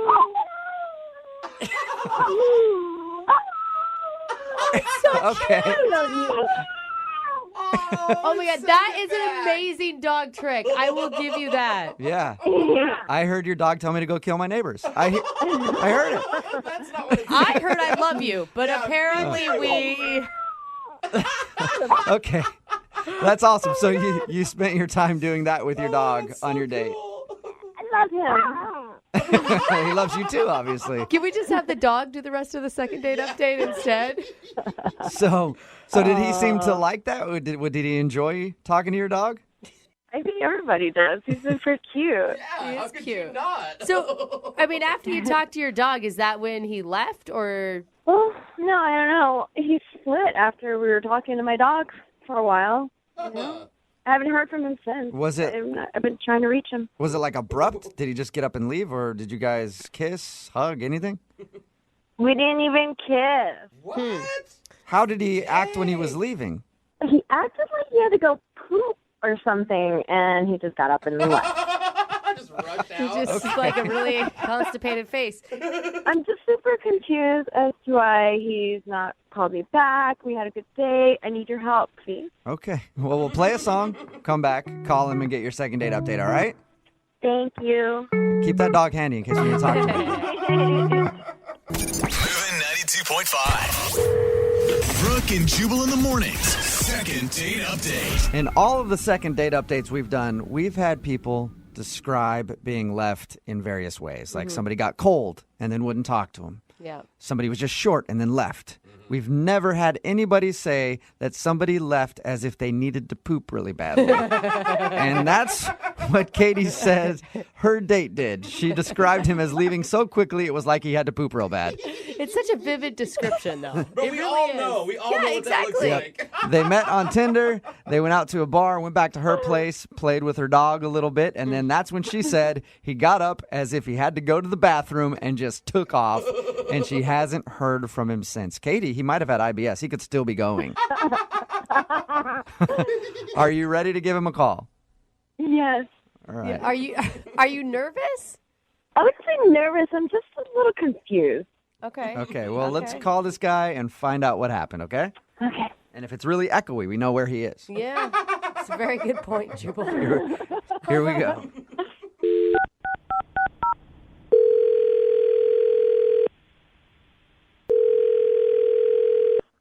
Hello? Hi, I was looking for Dennis. Yeah? Who's this? Dennis, how are you? This is Jubal from Brooke and Jubal in the morning. Okay. You ever heard of the show before? The show? Yeah, the show. You ever Yes. heard of it? Sounds like he's real familiar. What's the show? The show is called Brooke and Jubal in the Morning. It's a radio show. And one of our listeners actually emailed us about you. What? Yeah, that's why I'm calling today. They asked if we could get you on the phone and ask you a few questions. What are you talking about? We do a segment on our show. It's called the Second Date Update. So you recently went out on a date with somebody, and now you're not calling them back, so they asked us if we could talk to you and find out the reason. Have you been out on a lot of dates in the past couple of weeks? I mean, I've been on a couple. Okay. Have you been on any dates with a girl named Katie? Oh, my God. Whoa. All right. Yeah, you definitely remember Katie. Yeah. Well, Yeah. Katie is the one who wanted us to get you on the phone to find out why you're not calling her back. Look, I'm not interested in seeing her again. Yeah, she kind of figured that because you haven't been responding to any of her phone calls, but do you mind telling us why? You got to understand how confusing it'd be for a guy to come back to your place and then split with no reason at all. Wait, how do you know that? Oh, that's because we talked to Katie about your date. She said that you guys met on Tinder and then went to a bar, went back to her place to watch a movie, hung out with her and her dog, and then in the middle of it, this is how she described you leaving, okay? You can tell me if this is true or not. She said you jumped up and left as if you had to poop real bad. That's an understatement. Whoa! So you you really did have had to to go to the poop? bathroom? Dang. I didn't have to go to the bathroom, no, but I needed to get out of there. Oh. Why'd you need to leave so bad? I don't even really know how to describe it. It was probably the weirdest date of my life. That is a bold statement, sir. It is a bold statement. What was so weird about it? Everything was normal in the beginning. We went on the date. She was cute. She was attractive, but I guess like looks hide the crazy. She invited me back to her place, and I was like, all right, some things are going to happen. It's going to be a good night. Yeah. She actually told us she was thinking the same thing, and that's why she was surprised you left. Well, I was thinking that until a couple more events unfolded. We got to her place.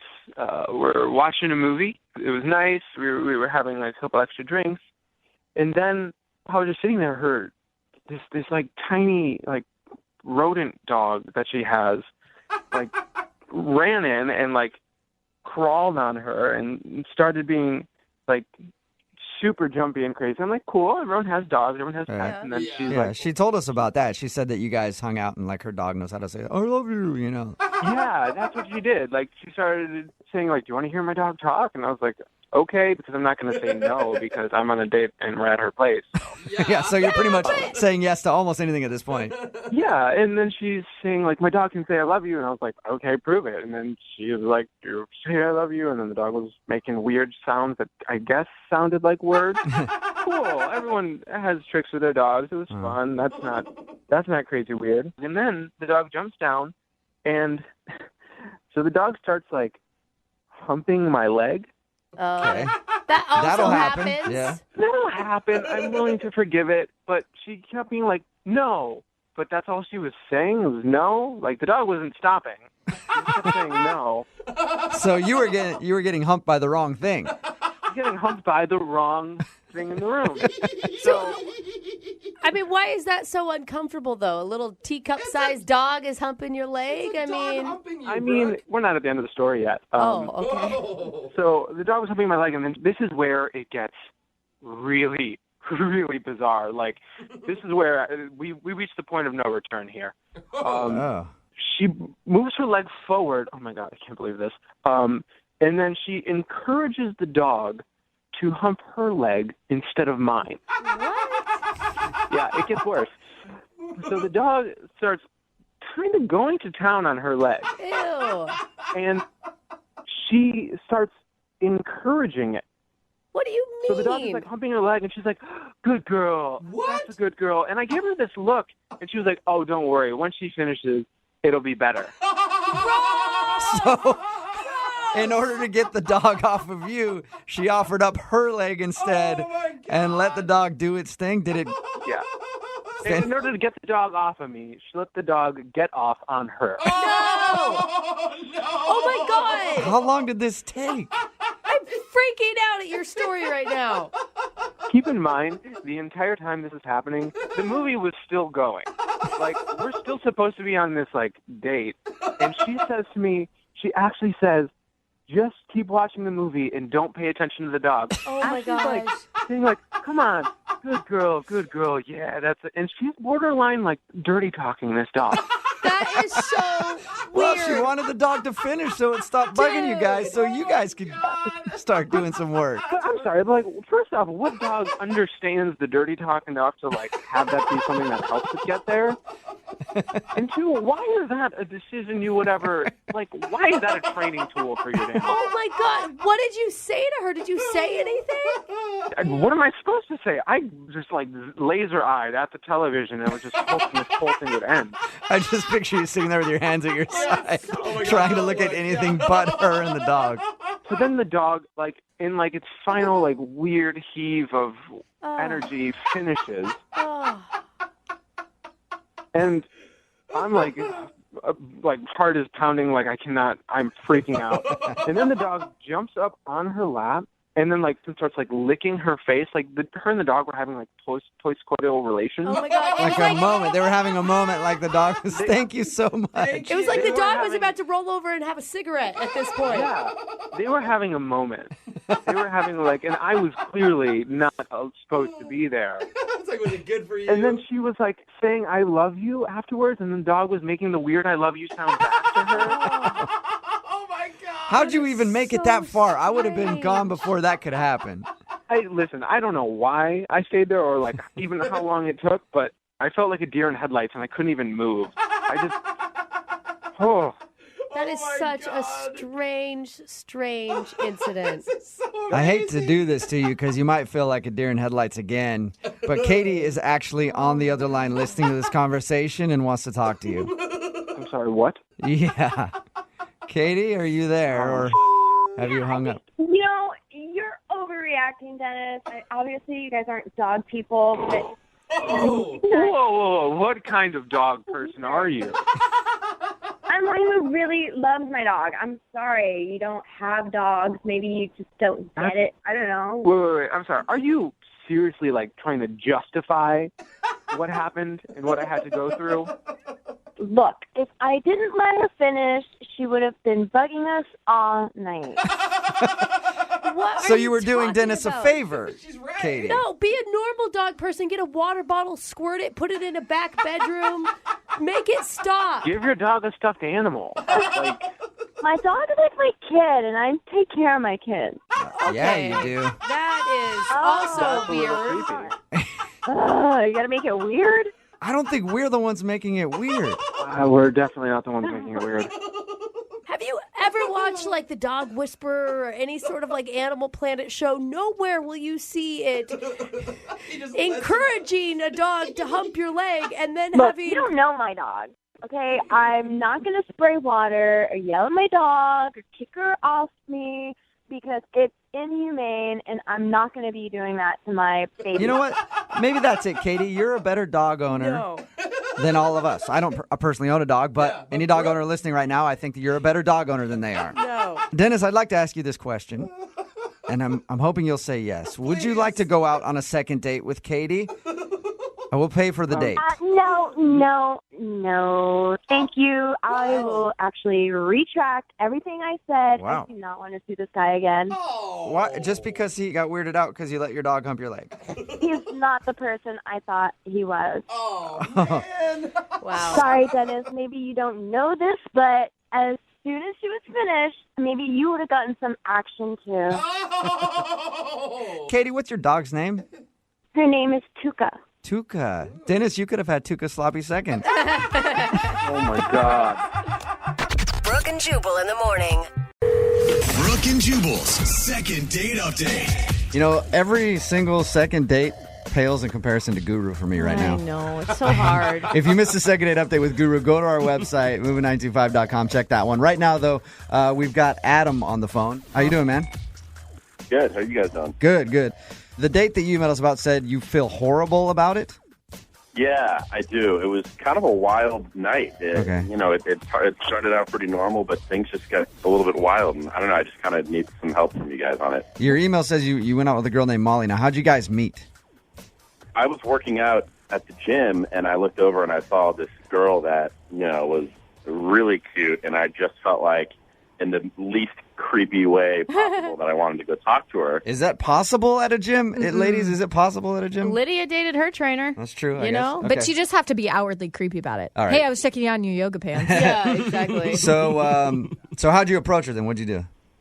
Well, I snuck up behind her, and no, I'm just kidding. I was like, that's where the wild part comes in, huh? I like it. That's funny. All right. No, I kind of walked over and I started working on the machine next to her, sort of casually, whatever. And then we just kind of started talking, and I kind of got up my courage and I asked her out on a date, and I got her number and stuff. So Okay.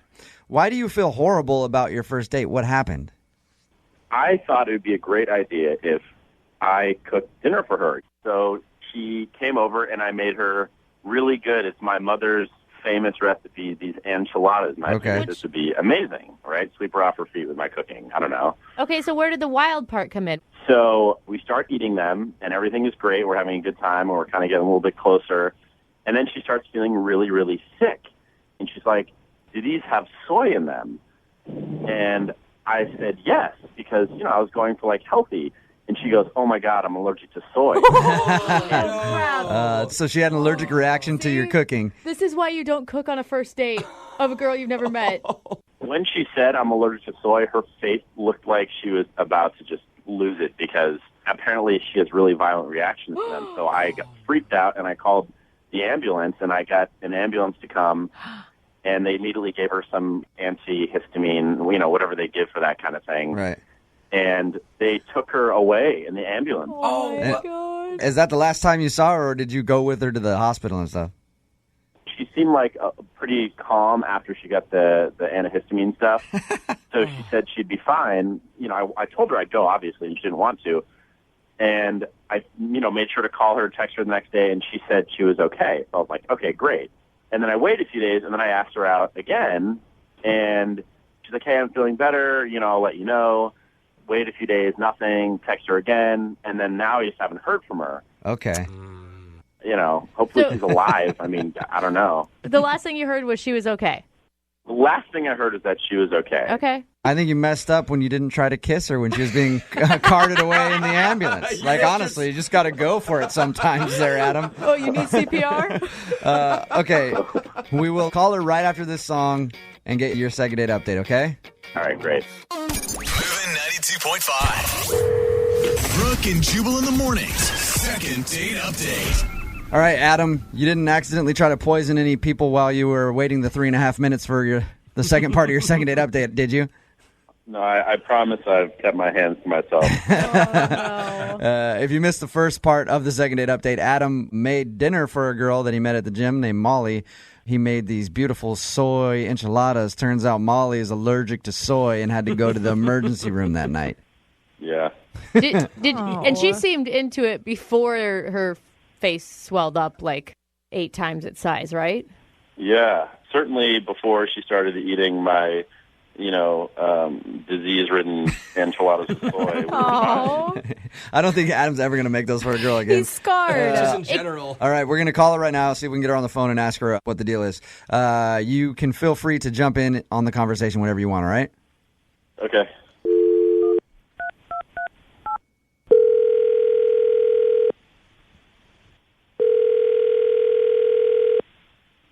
Hello? Hi, is this Molly? Yes? Hey, how are you? This is Jubal from Brooke and Jubal in the morning. I'm moving 92.5. Oh, my God. Don't worry about it. I get that reaction all the time when I call ladies. No, you don't. You either think you won something or you're being phone tapped. Yeah, you're not being phone tapped, and you didn't win anything, Molly. Any idea why we'd be calling you? Is it a second date update? Oh, yes. Molly's a real listener. You are smart, Molly. Can you think of? My God. Okay. Can you think of a date that you've gone on, or someone that you have stopped talking to that wants to find out why? Yeah, I guess somebody comes to mind. And what is that somebody's name? Adam, is he on the line? Hi, Molly. Okay. Okay. Adam is listening right now. Yes. So, Molly, why blow off Adam? Oh God, it's not that I'm blowing him off or anything. He's great. He was great. I guess I'm sure I know how these things work, so I guess he filled you in on my allergic reaction fiasco. I'm totally for you blowing him off. He tried to kill you. Every reason. I'm just curious. I don't know what's going on. I felt like we had a good time, We did, and I'm so sorry. I did not intend to ever hurt your feelings or anything like that. But what ended up happening was one of the EMTs that happened to come with the ambulance that night. I don't know. We just kind of there was just kind of an instant connection between us. He waited. Oh wow. Oh my God. So Adam, you kind of played Cupid to Molly and the hook up with her EMT. Are you kidding me? I know it sounds really crazy, but we've been seeing each other for the past 2 weeks, and it's been really great. And holy crap! I don't know why. That's why I haven't followed up on anything because I met somebody. That is awesome. Adam had the worst date ever. I kind of want to hear about the new boyfriend a little bit. Yeah, congratulations, Molly. Adam, you didn't know that you were such a good matchmaker, did you? That's unbelievable. I can't even be mad. That's so absurd. I can't even be mad. It is just crazy. Molly, I'm dying to know, how did an EMT ask you out as you're on the way to the hospital? Well, he didn't do it on the way or anything. But he was making me laugh, and he was just really charming, and we just kind of had this instant connection. And then afterwards, he waited to make sure I was okay. And that was when we started talking, and he asked for my number, and we've, just kind of hit it off. Adam's really regretting not going to the hospital with you. Yeah, seriously. Adam, I'm totally regretting that. Adam, are you regretting being romantic and cooking for a girl? Are you ever going to do it again? Not if it ends up that the EMTs are sweeping up all my dates. I mean, this is absurd. Adam, you're not really mad about this whole situation, right? It's just, it's pretty ridiculous. It's kind of funny, isn't it? I mean, I can't help feeling a little jealous, but it's so absurd that it's just unbelievable. So I'm guessing there's not going to be a second date. Oh, no, I was going to ask. Yeah, I was going to ask. Oh, you were still going to ask? Of course you are. Because you dating and multiple dates is fine. Hey, Molly? Yeah? At the end of the second date updates, we always ask if the people will go on a second date. You think your current EMT boyfriend will mind if we send you on a second date with Adam? Yeah. I don't think that's gonna happen. If you guys end up hitting it off, I am cooking enchiladas for your wedding. Brooke and Jubal in the morning.